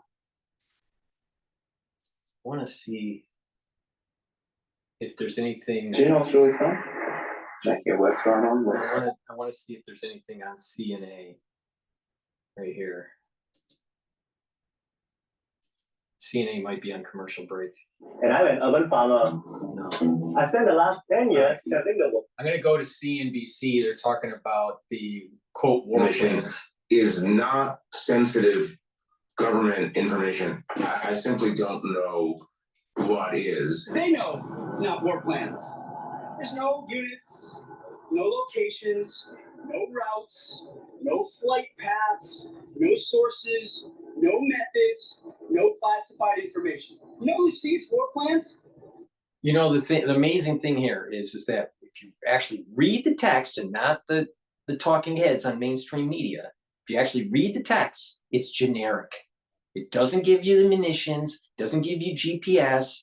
Like he said, it doesn't give you the actual flight paths. You don't even know how many F-18s they had. You don't know how many Tomahawks that were in the strike package. You don't even know which ship it's being launched from or ships. It's all generic. So it's not a strike package. All right, it's all generic. Now, the bigger question is, how did that Atlantic reporter get on the chat? Who knows? Is it just by accident? And if that's just by accident, what's the probability that a super Trump hater ends up getting on the chat versus, let's say, Hannity, right? So it's very strange, but it could be just on accident, and this is just just a weird coincidence. But if you actually read the text, it's generic. You cannot discern exactly what was going on. But they'll make an anthill, and they'll make a mole. They'll make Mount Fuji out of an anthill. It's amazing. It's amazing. I would like any journalist from mainstream media to read that text and to show how it shows the strike package, the details of the strike package of what was going to be happening in Yemen. I'd like them to explain that. And not only that, why is it that the Atlantic reporter lying about the CIA agent when it was actually a chief of staffer? Now, a chief of staffer is not a CIA agent. He's not an operative. I mean, get real. So what it is the Atlantic wants to over-embellish to make it seem as bigger than what it really happened. I mean, literally, Pete Hegseth can pick up the phone and say, you know what, we're going to do a strike wherever. Maybe it's Gaza, or in this case, it was the Houthis, but wherever. He can literally call on the phone or do a FaceTime with CNN and say, this is what we're doing. Oh, I got F-18s flying right over right now. Oh, by the way, we're going to drop we're going to drop 4 dummy bombs and 3 smart bombs. Just wait. It's going to happen in 35 seconds. He can do that, and nothing can stop him.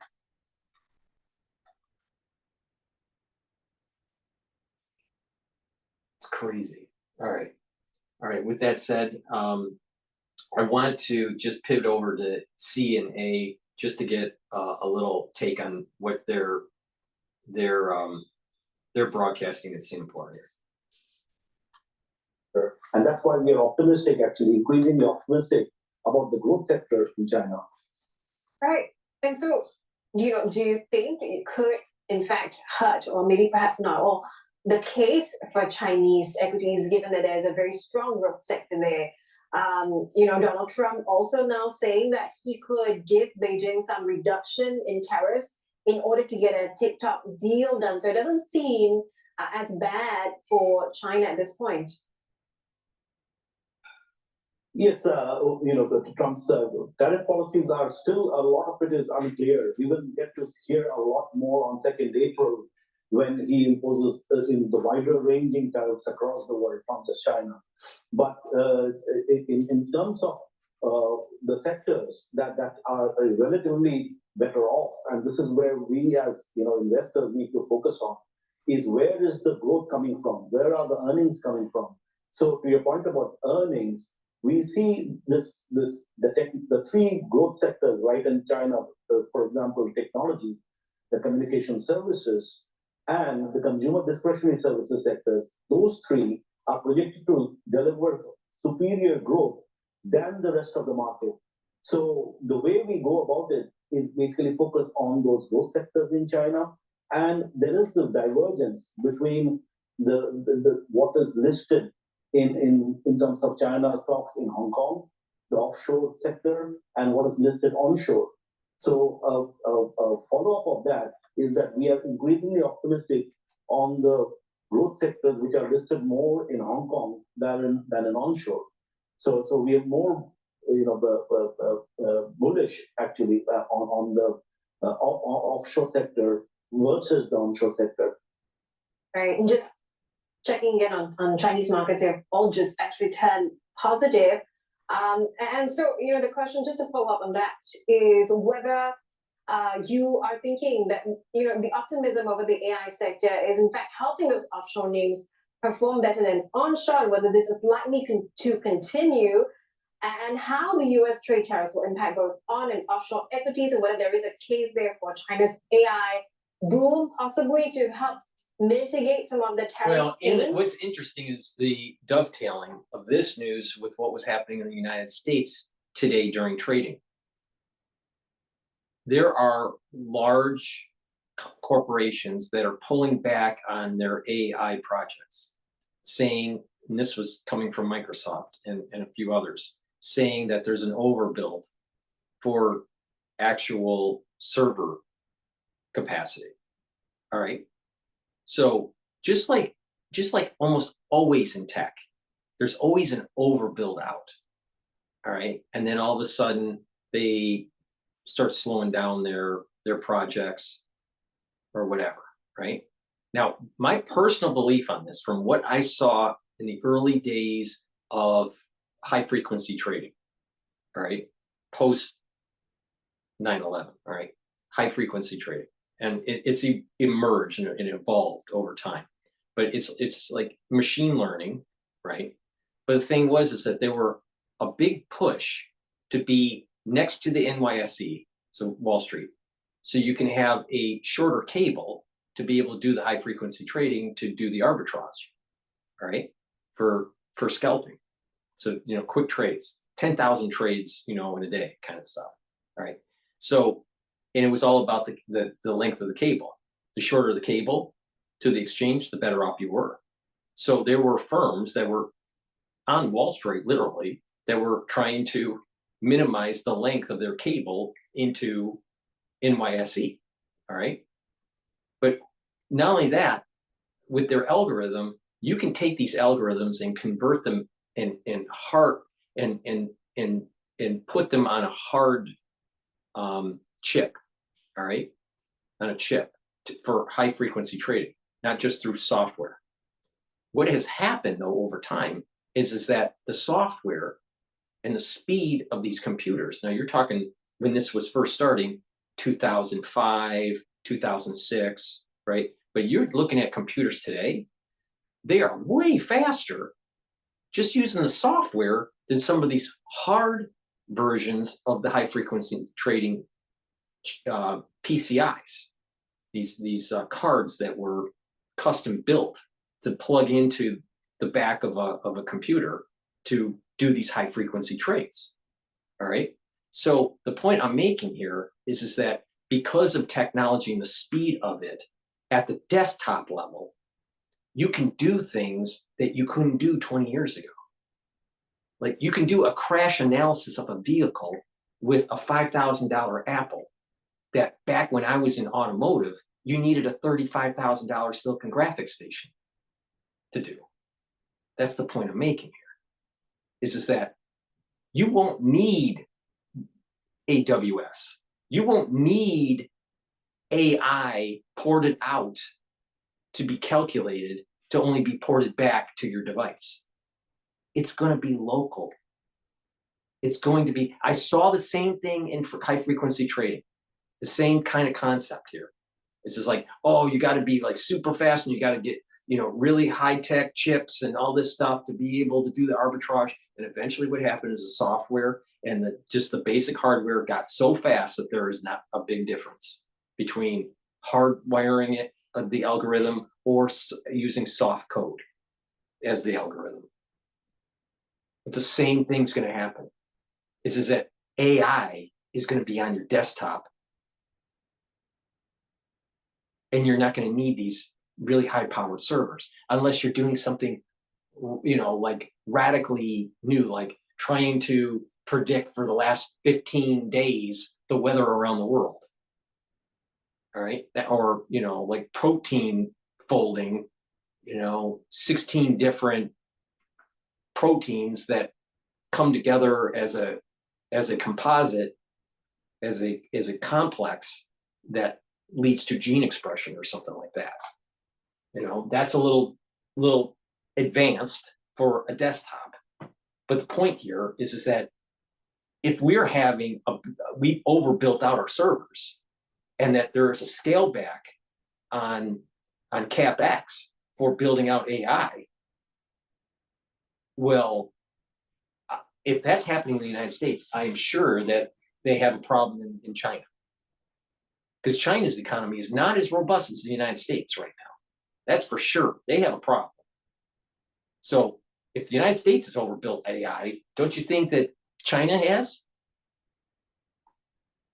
So there's a disconnect on what I am seeing in the news with this particular subject matter and what they're actually saying is going on.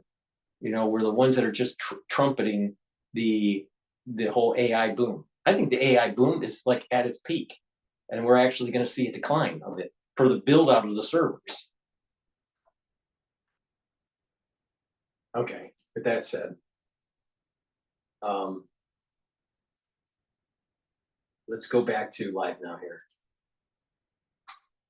And that shouldn't have happened. And the White House is looking at it. He says about that, none of the information on there at any point threatened the operation or the lives of our servicemen there. So he contributed to the chat twice. Remember, he was on this chat group there, and he commented on this while at this press conference today with the Jamaican Prime Minister. Let's watch. It so early in your term confirms the strength of historic friendship and strategic partnership between Jamaica and the United States, one built on shared values, democratic ideals, and people-to-people ties. Our nations have long been united by a common commitment to freedom, prosperity, and security, and your visit today reaffirms this bond. Today, we engaged in productive and constructive discussions focused on strengthening this partnership and expanding opportunities for collaboration. During our meeting, we addressed several critical areas of cooperation. Security, one major area. We reaffirmed our commitment to enhancing cooperation in combating transnational crime, ensuring the collective safety of our citizens, and mutually secure borders. We discussed a global war on gangs, and there is already significant policy alignment with both countries in this regard. The United States has been instrumental in supporting Jamaica's efforts to bolster its marine domain awareness and intelligence surveillance capabilities, which are crucial in our fight against organized criminal networks. We discussed expanded and repurposing development assistance towards our shared goals, including security. This will exponentially expand our cooperation in fighting lottery scams, transnational organized crimes, trafficking in guns, and building safe communities. We are committed in ensuring our partnership delivers results in driving down criminality and trafficking in this hemisphere. On Haiti, we look forward to continued partnership with the United States as we seek to work with the Haitian leadership and stakeholders to address the ongoing crises in Haiti. The extraordinary. I want to go to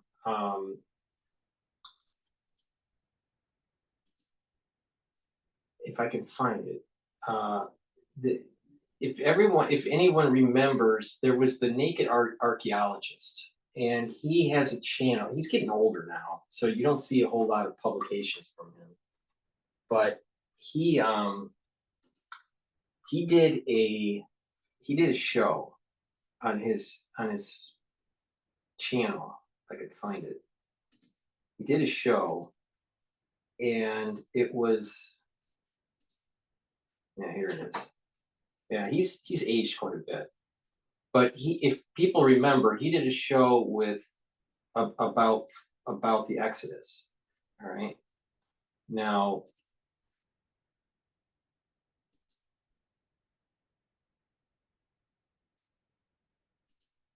he did recently, 7 days ago, expert debunks the biggest myths about Palestine. This is Palestine 10, what he calls 102. Now, you got to remember, he's a filmmaker from Canada. Yes, we know we got problems with the Canadians, but at least he's a hockey player, all right? But he's going to break it down from a filmmaker and a historian point of view, all right? And there's some really important pieces of history that most Americans don't know about. But if you listen to, these different talk show types, especially in the alt media, like Alex Jones or Stu Peters, they think they know it all about the subject matter, and they really don't. So I think it's important to play what the Naked Archaeologist has to say about this. His name's Simca. So it's Simca Sessions is the name of his channel that he created. He's aging now, so he doesn't really do the History Channel type documentaries anymore that I know of. But it's only 10 minutes long, so let's play it here.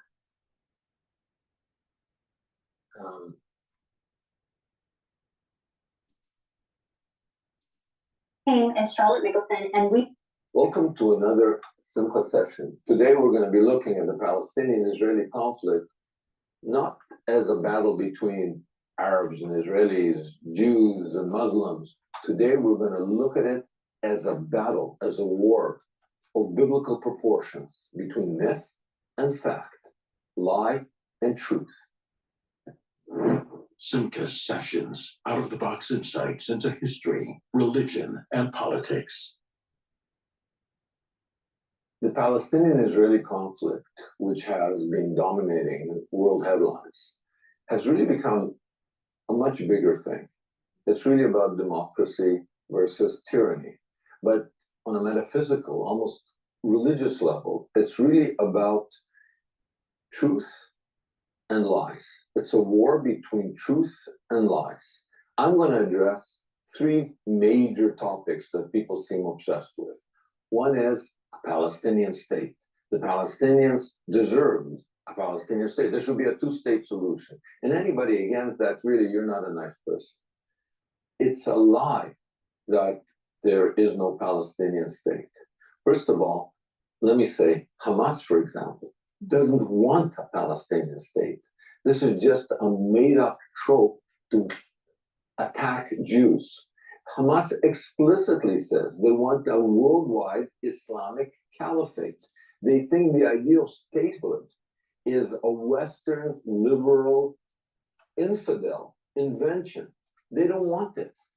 They'll say they want it on CNN and BBC because they're just fighting a media propaganda war. But if you look at their charter, or if you translate anything that they say in Arabic, they say explicitly, we don't want a state, we want a caliphate.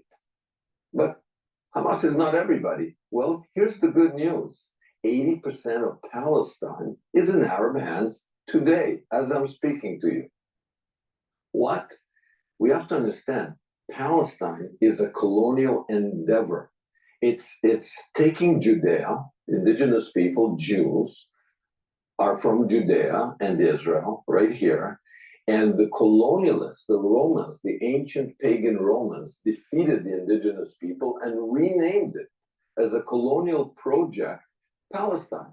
And then for 2,000 years, the province of Palestine continued to be in the hands of colonialism. Romans, Byzantians, Crusaders, Ottomans from Turkey, and finally the British colonials. And what did these colonial powers do? What did the British do? They took Palestine, the province of Palestine, not the independent, there was never an independent state of Palestine, but they took 80% of it, hacked it off, and gave it to a colonial Arab family, the Hashemites from Arabia. They imposed those people. There's over 11 million people living in Jordan today. People call them Jordanians. They're Palestinians. They are ruled by a foreign family. One of them is married, the king is married to a Palestinian woman. There's a Palestinian queen today. They're not all refugees. They're living in Jordan. And all they have to do is change the colonial name created by the British, Jordan, to Palestine, and voila, there's a Palestinian state, because 80% of Palestine is already a Palestinian state called Jordan. And then what happened to the last 20%? Many countries already recognize a Palestinian state under the Palestinian Authority in the West Bank, which is ancient Judea and Israel, and in Gaza. That's in Palestinian hands. So that means that the Jews, the Zionists, Israel, only have 13% of the British colonial province of Palestine. So wait a minute, what's the fight about? We want a Palestinian state. You have 88% of Palestine. Well, that's a lie that they don't have a state. The truth is they do. And they create the lie, the anti-Israel, anti-Jewish forces, because they only consider Palestine whatever the Jews happen to have. The idea is not about creating a Palestinian state. It's about destroying a Jewish state. Well, the Jews, over their 12%, hey, they're colonialists. No, they're not. They're indigenous.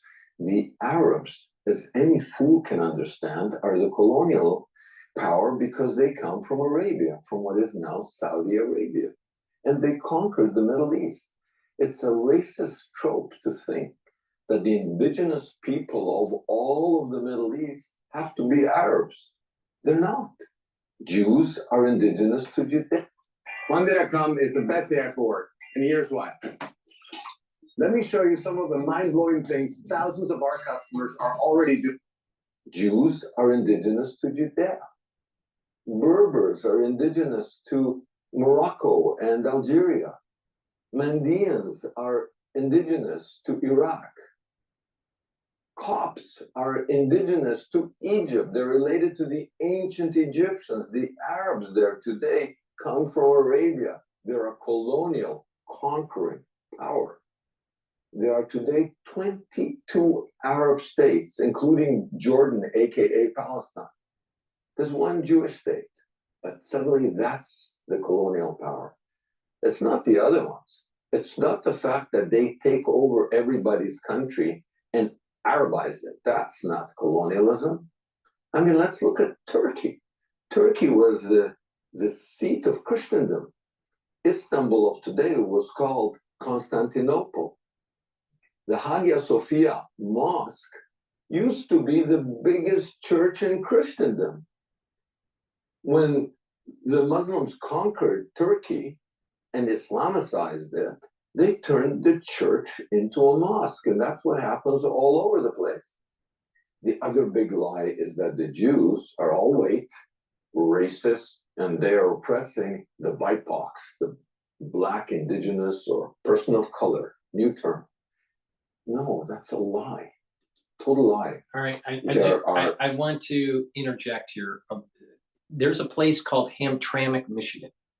When I was a kid, Hamtramck was very Polish. immigrants from Poland, and so it was a very Polish town. All right, this is around Detroit. It's next to Detroit. It's a small town. All right, and over time, what has happened is this Hamtramck has now turned completely Islamic. All right. And they actually have a call for prayer in Hamtramck, Michigan, where, really there's kind of a caliphate within Hamtramck. So it's no longer Polish anymore, which was primarily Christian, Polish kind of ancestry. All right. They've been pushed out, and it's Arabs now in Hamtramck. When I was a kid, Dearborn was basically middle-class white America. Dearborn today, it's Arab. It's Arab run, big time Arab run. One of the largest communities outside of the Middle East is in Dearborn, Michigan. So what Simca is saying about the Islamic takeover and this caliphate, I have seen personally in Michigan.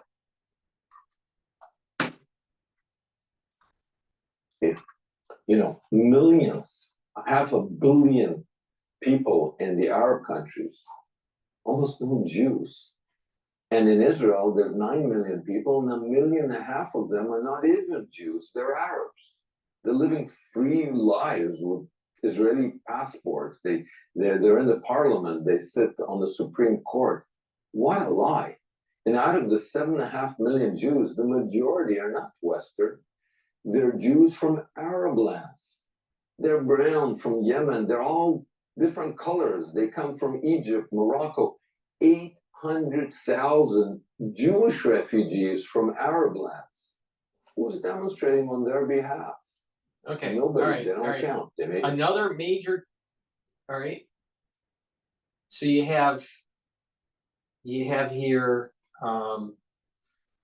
in 1948 the Jewish population in Arab countries. Let's say in Egypt, for example, there were 75,000. In Iraq, there were 135,000. In Morocco, there were 265,000. In Tunisia, 105,000. Yemen, there were 63,000. So in 1948, there were 851,000 Jews in Arab countries. All right. So when you hear Stu Peters saying, "Oh, everyone that's living in Israel is all from Europe," that's not true. All right, that's not true.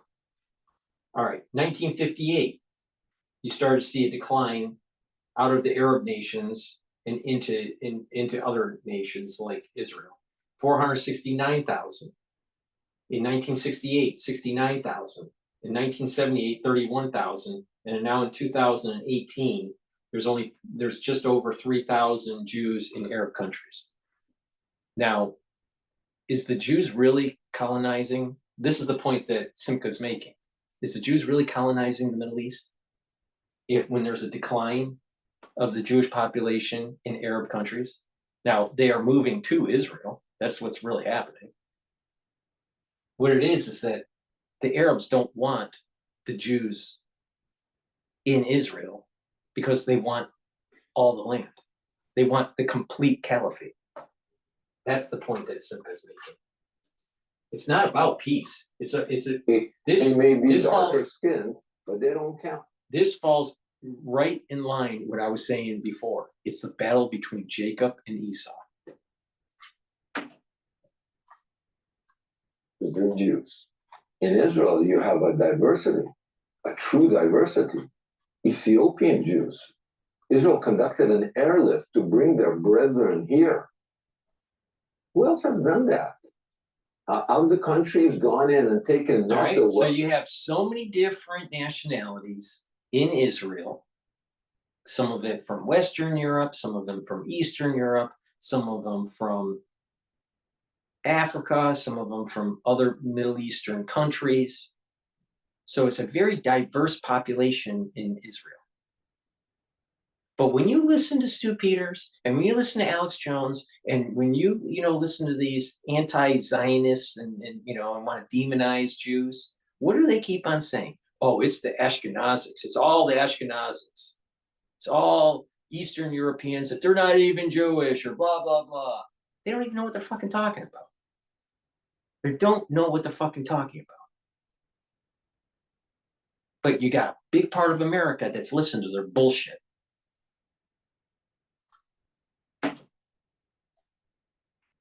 Yes, but the poorest, the downtrodden, and flew them in. It's a total lie. Oh, but the Israelis, they're like Nazis. Are you kidding? I'm a child of Holocaust survivors. The Eastern European Jews are colonists? No, they're refugees. They're survivors. My parents got to this land with nothing.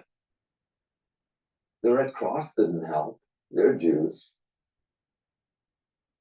UNRWA didn't help. United Nations Relief Work Organization Agency. They're only for Palestinians. Nobody helped. So they don't count the Holocaust survivors as victims of racism. Their children and grandchildren are suddenly racist. What a lie. During the war, Jews who had no state at that point, Israel wasn't born until after the war, modern Israel. Of course, there was an ancient Israel, but modern Israel was only born in 1948. But that didn't prevent the Jews from serving in all the various armies against Nazis. There was a Jewish brigade in the British Army. Jews served in the American Army, in the British Army, in the Red Army, like my dad, of blessed memory. Meanwhile, Pan-Arabism identified openly Arab nationalism with Nazism. They said so. Sami al-Juni, we are racist, we are pro-Nazi. The Grand Mufti of Jerusalem, where did he spend the war? With the Allies? No, with Hitler in Berlin. What a lie to take the victims of Nazis and call them Nazis, and to take the racist pro-Nazis and suddenly they've become icons of liberation. Why? Because they wear keffiyehs? So here's the truth. There is a battle in the Middle East, but it's not just a battle between Israelis and Palestinians. It's not even just a battle between Israel, the one Jewish state, and 22 Arab states. No. It's a battle between lies and truth. And people who actually have a conscience have to make a choice. And I think that choice is pretty clear. Yeah. If you like my content, well, I think that he did his short video. This was like 10 minutes long. And it really hits home on this whole idea that people have been warning about for a long time. And you got to worry about this caliphate. That what they do is they get in and then they start to Islamify your society. Case in point, take a look at what's happening in Germany. Look at what's happening in France. Look at what's happening in England. Simca is not wrong. Please go to my store, the-studio-reykjavik.com. Get the collagen. This collagen has a very extensive amino acid profile. You use collagen to help improve your skin, your hair, your nails, your joints, your musculature, and your bones. There's a big scooper in here. It's a powder. You mix it with soft foods or with filtered water. Some people make a smoothie or put it in milk. It's up to you how you want to take it, but take it every day. Do some resistance training and it'll help with your bone structure and your joint health. And for skincare, collagen cross-links with vitamin C. You drink it with about 64 ounces of filtered water throughout the day, and it'll help improve your dermal layer. Take the collagen every day to improve your health. Now, a great way to improve the topical layer of your skin is to take the structural nanosilver gel. You can get it in a tube form or a dispenser, quick dispenser form. This is a multi-purpose supplement, all right? the structural nanosilver gel you put on your hand, on your skin every day, and it'll help to improve your topical layer. If you have a cut, an abrasion, minor burn, apply the gel on the lesion and you'll notice that it heals quicker. You can use it as an aftershave. Guys, after you shave, put it on your face and it'll help to soothe that razor burn. Women, you shaving your legs, guess what? Use the structural nanosilver gel to reduce that razor burn and to heal your skin. If you're not feeling well, or people around you at work or at home are not feeling well, you know, and you're concerned, take the structural nanosilver gel, put it on your hands, put it around your mouth, around your nose, around your ears, around your eyes, lightly coat your nostrils. It stays active for 5.5 hours. It behooves you to have this. It's a multi-purpose, and not just that, it will help with the health of your topical layer of your skin. So if you want to improve the topical layer, use the structural nanosilver gel. To improve the dermal layer, take the collagen and the vitamin C and drink the filtered water, the 64 ounces of filtered water. It'll cross-link and improve your dermal layer. And to improve your basal layer for your skin, take the C60 and the resveratrol. And what will happen is you're going to be improving the actual basal layer that's producing new skin cells. So you're targeting all three layers, all three main layers of your skin. So please go to my store, the-studio-reykjavik.com. Get the great supplements and products that I have. They're dual purpose, help support my work, and help support your health and wellness. Now, what I want to do is I want to go back to the video I played was Palestine 102.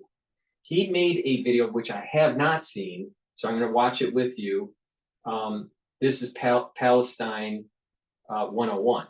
Expert explains Palestine facts you need to know. So this is 8 minutes long, so let's play that. To date, we've been able to manufacture over 550 casitas, with many of those being deployed in 6 states all around the country: Arizona. The Palestinian-Israeli conflict is obviously headline news around the world. And because I'm a 3-time Emmy-winning filmmaker, journalist who specializes in history, people have come to me and asked me to comment on Palestine from a historical point of view. Okay. From a historical point of view, now, I'm not saying there aren't people running around today saying we are Palestinians, but from a historical point of view, Palestine never existed. Not once, not for a moment. There's no prime minister, king, queen that you can point at. There was never an independent Palestinian state, kingdom, anything. The Christian Bible doesn't mention Palestine once. The Hebrew Bible doesn't mention Palestine once. The Holy Book of Islam, the Quran, does not mention Palestine once. Why? Because it didn't exist. The area was known 1,700 years before Jesus as Canaan. And there were a bunch of tribes vying for domination, you know, in this area where I'm broadcasting from now, the Holy Land. The Jews, the tribe of Judah, won out. That's why we're called Jews. That's why I'm called a Jew. I'm a descendant of Judeans. And in this area, there have been 4 independent states, none of them Palestine, all of them Jewish. In ancient times, Judah, Judea, Israel. In modern times, Israel. So what's going on here? I mean, what's going on here, anybody going to church Easter time knows Jesus was crucified. And on top, by the Romans, and on top of his cross, they put a sign, King of the Jews, not King of the Palestinians, not King of Palestine, King of the Jews.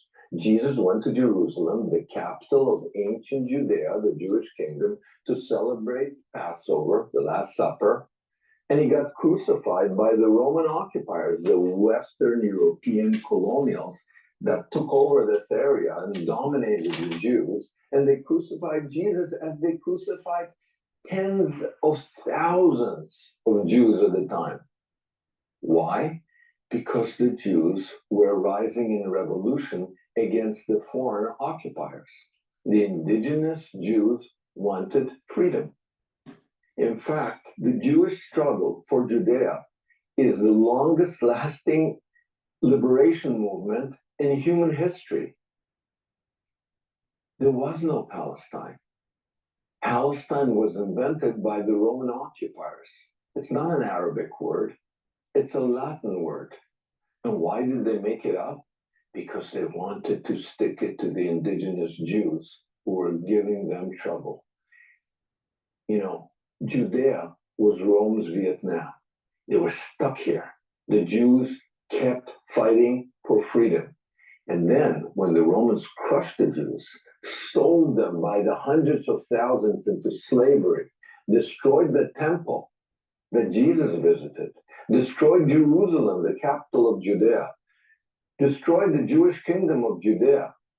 Then, after they dispersed the Jews to the four corners of the earth, they said, now we're going to stick it to you. We're going to rename your country, Judea, Palestina. Why? Because 700 years earlier, there had been a people, Aegean occupiers, people from the area of Greece, Crete, that had come to occupy Judea. You know, it's in the Bible, the famous fight between David and Goliath. Goliath was a Philistine. David became king of Judea. They tried, they couldn't beat militarily. The Bible talks about that hot Philistine woman, Delilah, who tried to seduce Samson, the Jewish hero, into submission. The Philistines were the enemies of the Jews in the Bible. They had disappeared 700 years before Jesus, before the Romans. And then after the Romans conquered Judea, they said, now we're going to show you. We're going to rename your Jewish land, Judea, Palestina. A superior smooth taste, good flavor.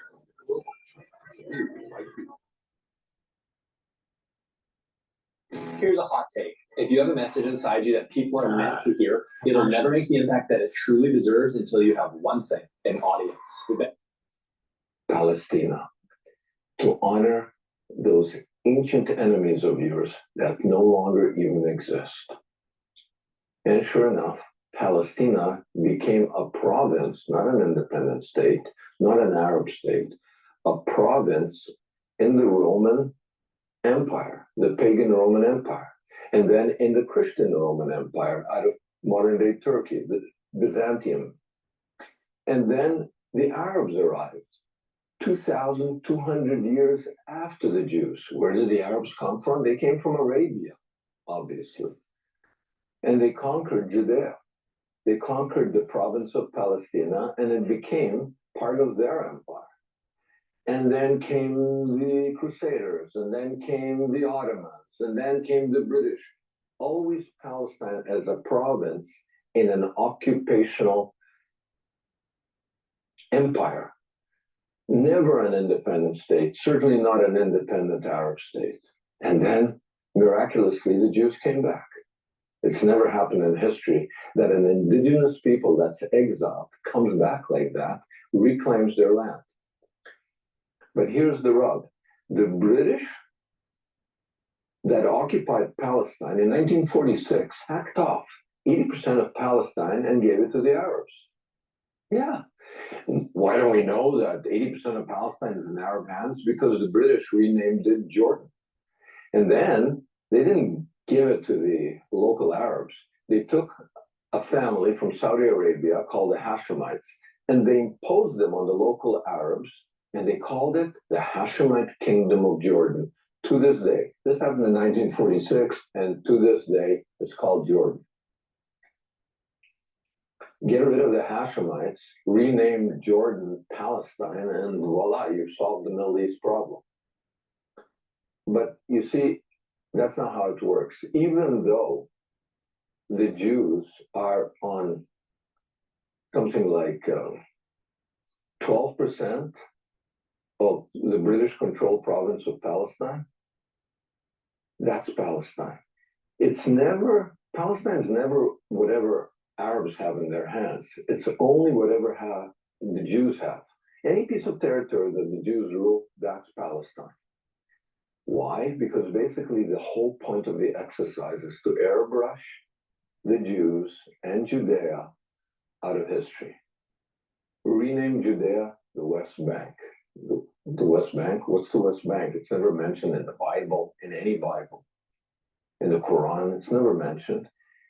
But don't call it Judea because then it might sound like the Jews belong in Judea.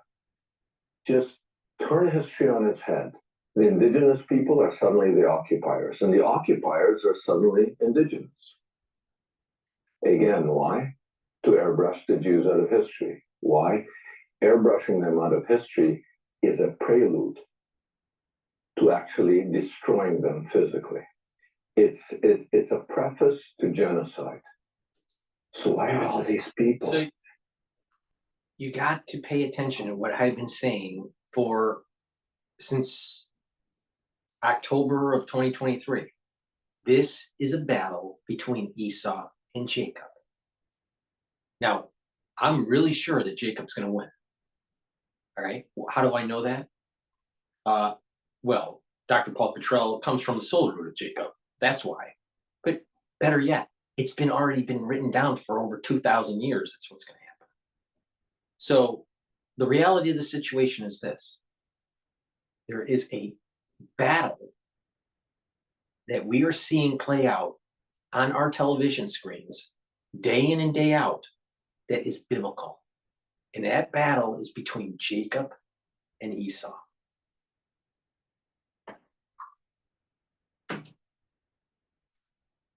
Outing from the river to the sea. Why are they pro-genocide?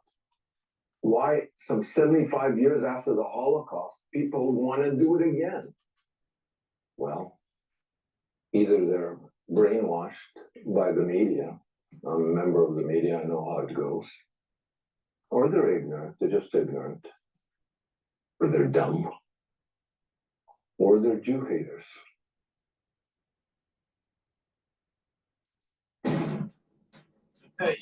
He doesn't pull any punches at all. But he is a pretty, he's got some good street cred, with his filmmaking and his historical knowledge. I think that people need to step back and kind of what's the historical context here? What's really going on? All right. But there is the Kabbalistic metaphysical thing that's going on, not just the historical context. And that is, there is a battle of the soul roots for the ownership of the Temple Mount. And the Arabs cannot reboot the temple. They've had the ownership of the Temple Mount for how long? Since the Crusades, since Saladin, all right? They can't do it. Their Dome of the Rock can't reboot the machine. There are only a very few individuals that can reboot that machine. And they're Kohanim, right? And the Arabs are not Kohanim. So if they were able to reboot the machine, why didn't they do it? Because they can't. Now, if they can't, then doesn't it seem to make sense that there are a certain group of people, for whatever reason that's beyond our understanding, on why that Temple Mount needs to be held by a certain type of soul root, the soul root of Jacob, not the soul root of Esau. They've had their opportunity. Why can't they reboot the machine? Why? Because they don't have the code. They don't know how to do it. Now, the code, people would say, what's the code? Well, the code is what's in the Torah. Now, what is interesting here is that the Kohanim, the Kohen Gadol, the head Kohanim, the head priest, used to have a series of garments that were put on him. And there was a breastplate. Now, some people say the breastplate's actually in the Vatican. I don't know if that's true or not. But the breastplate had different stones that had an engraving of certain letters. And it was arranged in a grid on the breastplate for the Kohen Gadol. And what is interesting is that if you asked it a question, literally it was a computer. All right. Now you're talking about thousands of years ago, where officially electricity was invented yet, but it was a computer. It was a set of stones that were engraved. You can ask it a question, and the stones would light up and spell out something. Now, the problem comes in is that the way you phrase the question was supposed to be in short answer form. Yes or no would be a better way to ask the question. And then the breastplate would light up saying yes or no. All right. Now, each jewel or precious stone represented one of the 12 tribes. All right. So my understanding is it was a 3x4 grid. And each stone represented each tribe. And there were also engraved on the stone certain names of God. And the letters that are on the stones would light up based on the question you asked. Now, if you asked a long form question, there would be like not a yes or no answer to it. Then the Kohen Gadol would have to write down what letters lit up, and then decipher what it meant. So just imagine getting an answer for something, and it's not lit up in order, but it's lit up in mixed letters, and you're trying to unscramble that and figure out what the sentence for the answer is. Okay, that's the problem that they had. Now, the thing that I learned just recently is that this breastplate also had, in between the stones, it looked like they could put a scroll in it. So you have the breastplate with the stones that could light up by asking a question. But there's also a small scroll in between each row. And it's almost as if it was kind of like code or software to run the stones. Now, this is weird stuff, because it's using kind of like a energy source that's not hooked up to electricity. And it's using letters in scrolls as kind of like the software to let the hardware, which are the stones and the engraved letters, to light up. All right. Now, this is people that wore this plate were extremely holy people. All right. And not only that, the ones that wore the breastplate, that were the Kohen Gadol, their life expectancy was like 12 months. So they became purified at a holy level, but to be able to be in this realm and to be able to get this divine radiation, it literally killed you. To be close to the ark, it was radioactive. I'm using it in a loose term, a radioactive spiritually. All right, but the Kohen Gadol would die. It was not uncommon for the Kohen Gadol to die in the Holy of Holies, and they had to have a chain to actually pull him out, because no one else could go in. They had to pull the dead body out of the Holy of Holies. So there's something very radioactive or very, very powerful that will kill the soul. But the thing is that these people were able to light up these stones that were on the breastplate, that were with these soft code scrolls that were slid in between the rows.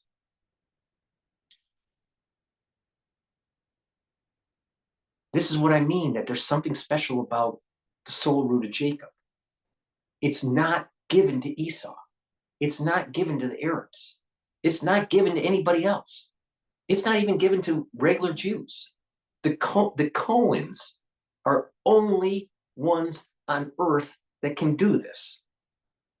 Now, sadly, when they're doing this, they have a very short life expectancy, like 12 months. But the thing is they can do it. Nobody else can. So, really, does the Temple Mount really belong to the Arabs? I mean, just from the Kabbalistic aspects of what I just mentioned? Obviously not. Obviously not. They can't reboot the machine.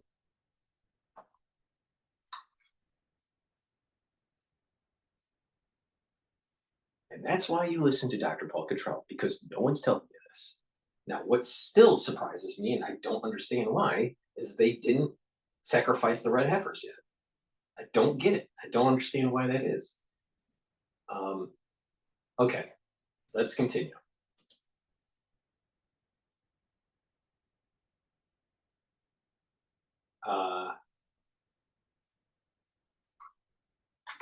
Please go to my store, the-studio-reykjavik.com. Get the ubiquinol. This is the most bioavailable form of CoQ10 that you can get. Ubiquinol is really important as an antioxidant. It's going to soak up free radicals, reduce stress on the mitochondria, so you're going to have more ATP. And ubiquinol will help support your neurons. Really important when you get 40 years of age or older, you need to support your neurons. NAD plus is a supplement that will boost up your NAD plus levels. That's important for energy. It is also important to repair your DNA damage, either cellular DNA damage or your mitochondrial DNA damage. So boosted NAD plus levels will help you to repair that. And NAD plus helps to protect your neurons. A great stack for neuroprotection is the NAD plus and the ubiquinol. If you're 40 years of age or older, you should be taking this every day. Trust me, my father died from ischemic dementia. You don't want that to happen to you. It's pretty bad. So please go to my store, the-studio-reykjavik.com, get the NAD plus supplement and the ubiquinol, stack it together. It's a great way to stack. All right, let's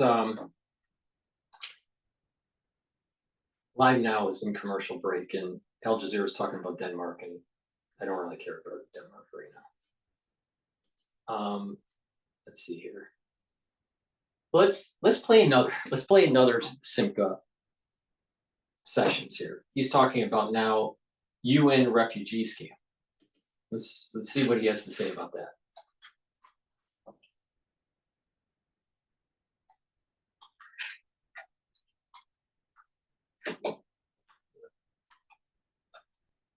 Soresto knows that some situations just suck. Fleas and ticks suck too. Soresto can help with this one. One collar provides the long. One of the big issues in the world today, headline news, is the Palestinian refugee crisis. You'll see for a moment why I put refugee in quotation marks, but just let's say this. There's really two agencies that deal with refugees. One for the world and a separate one for the Palestinians. Let me explain. The whole world, all refugees on planet Earth fall under the category of the United Nations High Commissioner for Refugees, UNHCR for short. They're responsible for all refugees. If you have to run across the border today and become a refugee, UNHCR, you fall under their mandate. They will take care of you. And their definition of refugees, if you fled, crossed the border, an international border, and you're afraid to go back, then you're a refugee. But your kid is not a refugee. You can't pass refugee status down, especially if your kid is now, has a Canadian passport or an American passport or a French passport. He or she is not a refugee anymore. That's the UNHCR. That definition works for every person on planet Earth except Palestinians. They have a different bureaucracy. The United Nations Relief Works Agency, UNRWA, And they have a different definition. You can pass through your dad, male, your refugee status. So even though there were 700,000 Palestinian refugees in the Arab-Israeli war in 1948, 47, 48, at that time they were fighting, and there were 700,000 Palestinians who fled. They were refugees, and they're not alive anymore, most of them. Maybe a couple still left from 1948, but they're not alive. But they can pass their refugee status on to their kids, their grandkids, forever. So it doesn't matter. You could be Bella or Gigi Hadid, you could be multimillionaires in California. As far as the UNRWA is concerned, they'll count you as a Palestinian refugee. They'll inflate the numbers. So because of these two different agencies, you have two different outcomes. Every refugee population. This is the reason why you need to listen to these types of podcasts, because who would have known this? I mean, I didn't know this, and I would consider myself an educated individual. That they're passing on their status, their refugee status, from one generation to another. How could that be? So you can live high on the hog in the United States, and you're still considered a Palestinian refugee 3 generations in since the migration to the United States. So when we listen to the UN and about how many Palestinian refugees there are, it's overinflated. How many really are there?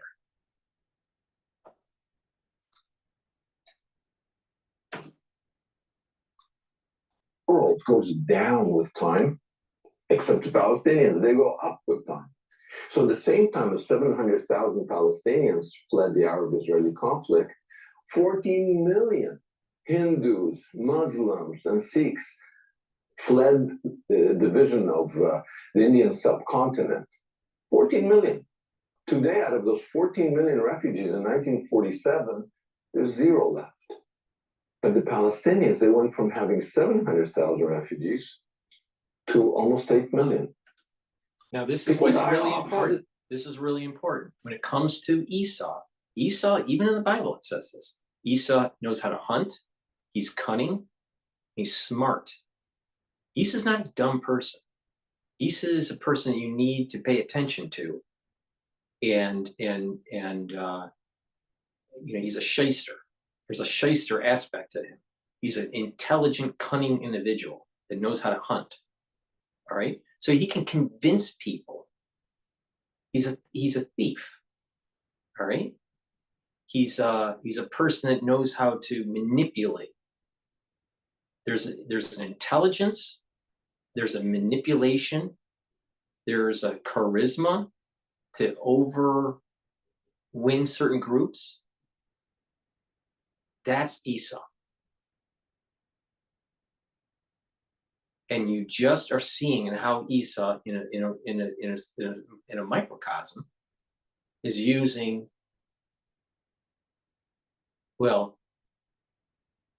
refugee status that increases over time, not decreases over time. Believe me, the original families that immigrated to the United States because, with refugee status back in the 1940s or 1950s, they were Palestinians, all right? And they were having nice life in middle-class America, or maybe even their upper middle-class America. Can you really honestly say that their offspring living in middle-class America are refugees compared to what they came from? Of course not. Of course not. But how can they justify that they're still refugees? This is the cunningness and the thievery of Esau. And it was warned in the Bible about this.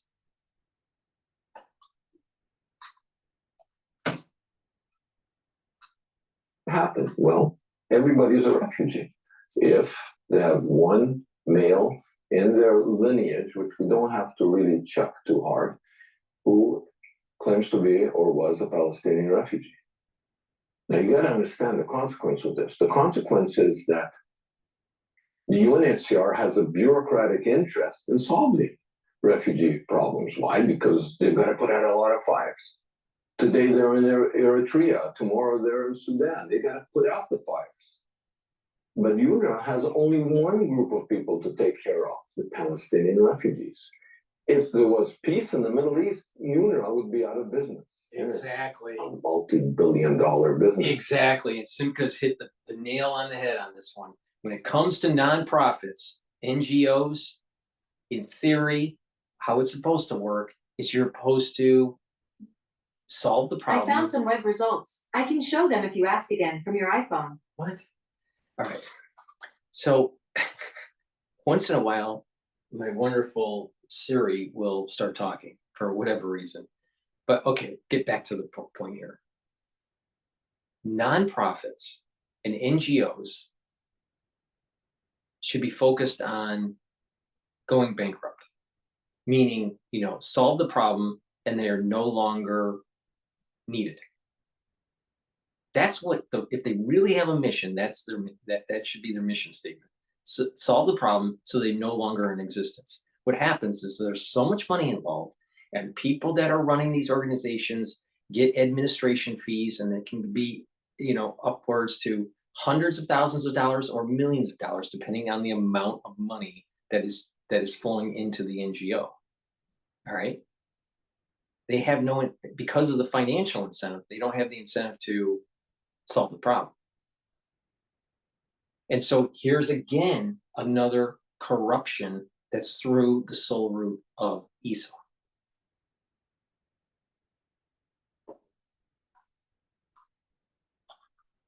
Why do you need UNRWA? Why can't it be under the other UN? What was it? UNHCA? Why can't it be under that? Because they're special. They're special. Because Esau's special.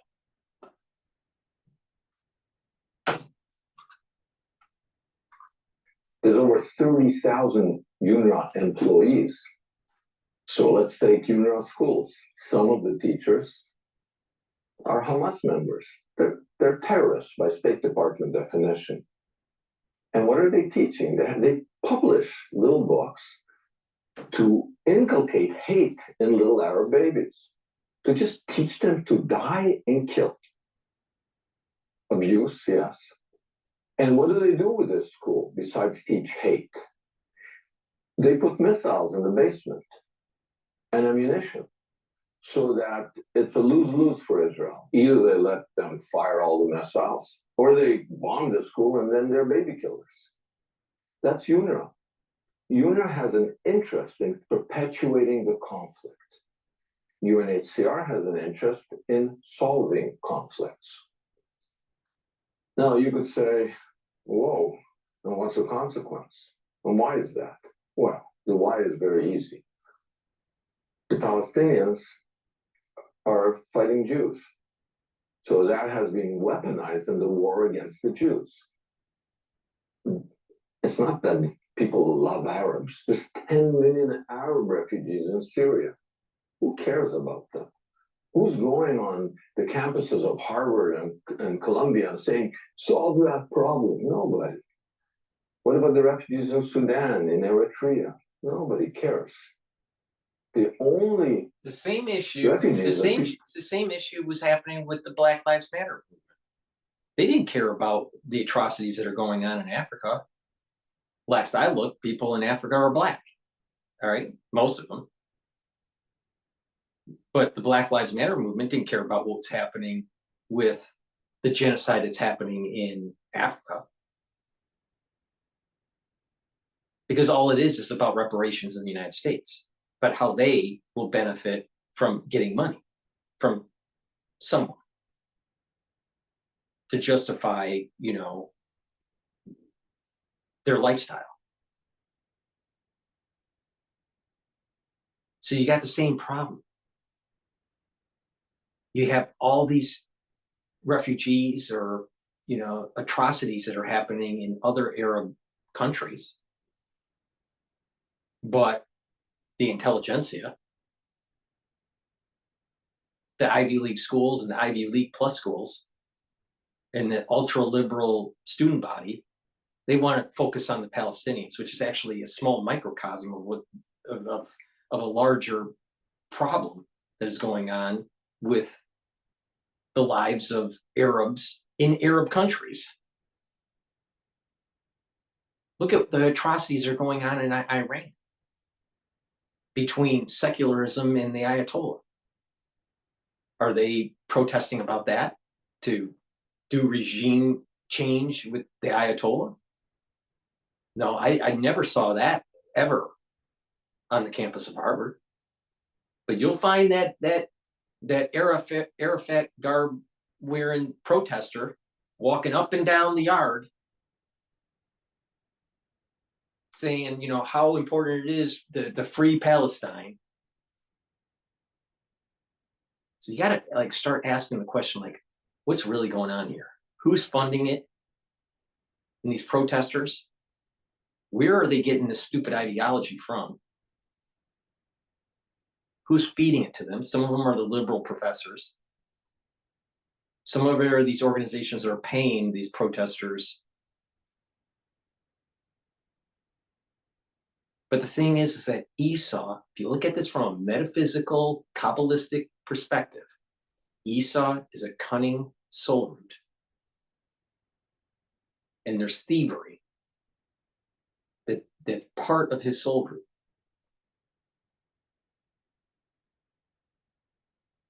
And he's a hunter, he's a killer. He was born red and hairy. So there's a lot of fire and anger in him.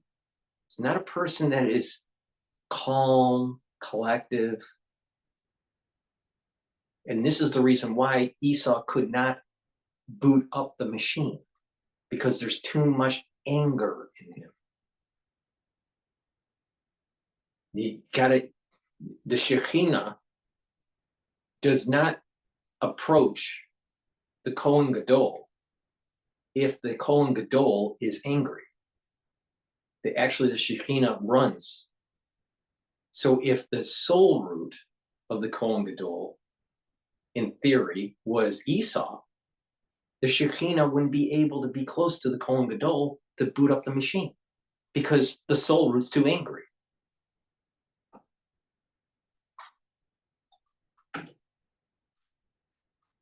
Seem to care about are the Palestinian refugees that are actually, most of them, not refugees. Why? Because it's being weaponized, this issue, in the war against the Jews. But what will happen? What will happen is most people will try to believe what Stu Peters is saying or what Alex Jones is saying, and trying to demonize and try to have all these connected dots like David Icke, that it's some big cabal. And it's really simple. It's really simple. Which soul root? Just ask the question. When you listen to these people that are promoting this anti-Semitism, or even these crazy conspiracy theories, ask, when you're listening to these people, just ask the simple question: why is it that Esau cannot boot up the temple? And you start diving into that question, and you start realizing the soul root of Esau is deficient. And what it is that Esau wants what Jacob has. And he's willing to destroy the world for it. Please go to my store, the-studio-reykjavik.com. Get the Gladiator barley. This is a high density protein. You take a half a scoop or a full scoop each day, mix it with filtered water, milk, or soft foods, or a smoothie. It's up to you how you want to take it. This will help you to build up muscle, really important. It'll help to detoxify your body. It will help to soak up free radicals with superoxide dismutase and reduce inflammation. That will help with recovery time if you work out, but not just that, it will help with your immune system by bringing down chronic inflammation. And you can mix it with Boomer Boost, which did I talk about Boomer Boost already? No, I haven't yet. Heirloom barley, it's high density protein, very similar to the Gladiator barley, but it doesn't focus on the strength gains. Now, if you take the barley with the Boomer Boost, you're going to be able to control your A1C levels. But Boomer Boost is 68 nutrients. Take a look at the label on my website. This will target your cardiovascular health, your brain health, boost up your energy levels, improve your metabolism, and help with your strength. And what you'll notice is within 72 hours of taking this, you're going to have this steady burn of energy, and you're going to have more vitality. You're going to want to move around and do things. And that when you're doing that, you're going to have better sleep and better mental acuity. Your overall health will improve. You're going to start losing weight. You take a full scoop of this for your breakfast or for your lunch, mix it with soft foods, a smoothie, milk, filtered water, but that's your meal for breakfast or for lunch. Just take it once a day. And what you're going to notice is you're going to be losing weight and you're going to have energy. You're not going to be sluggish, so don't worry about that. And you're going to get healthy. Now, if you couple it with the Gladiator barley or the heirloom barley, you're going to get the protein that you need. Again, 1 scoop a day, half a scoop or a full scoop of the barley. Mix them together, and now you have this super combo where you're helping your cardiovascular health, your brain health, you're boosting up your strength and musculature, you're helping your metabolism, your energy levels are going to go up, you're reducing inflammation, you're soaking up free radicals, and you're detoxifying your body. It's a very powerful combo here. And the amount for 1 month for the Boomer Boost and the Gladiator barley or the heirloom barley together, right? The Boomer Boost or the Gladiator barley or the Boomer Boost and the heirloom barley. The cost of this per month is cheaper than I'm sure what you're paying per month for your breakfast or for your lunch. So you're going to save money, you're going to lose weight, and you're going to get healthy. So take the Boomer Boost and the Gladiator barley together. If you want to gain the strength gains and control your A1C levels and get healthy, that's a great way to do it. But you can also do it with the heirloom barley, but it doesn't focus so much on the strength gains. Please go to my store, the-studio-reykjavik.com. Get healthy. There are too many people in the United States that have chronic problems that are self-induced. You can reverse it. You can get healthy, but you got to pay attention how to stack. It's a holistic approach. It works. Please go to my store, the-studio-reykjavik.com. Thank you for listening. That's the end of the transmission. Have a nice night.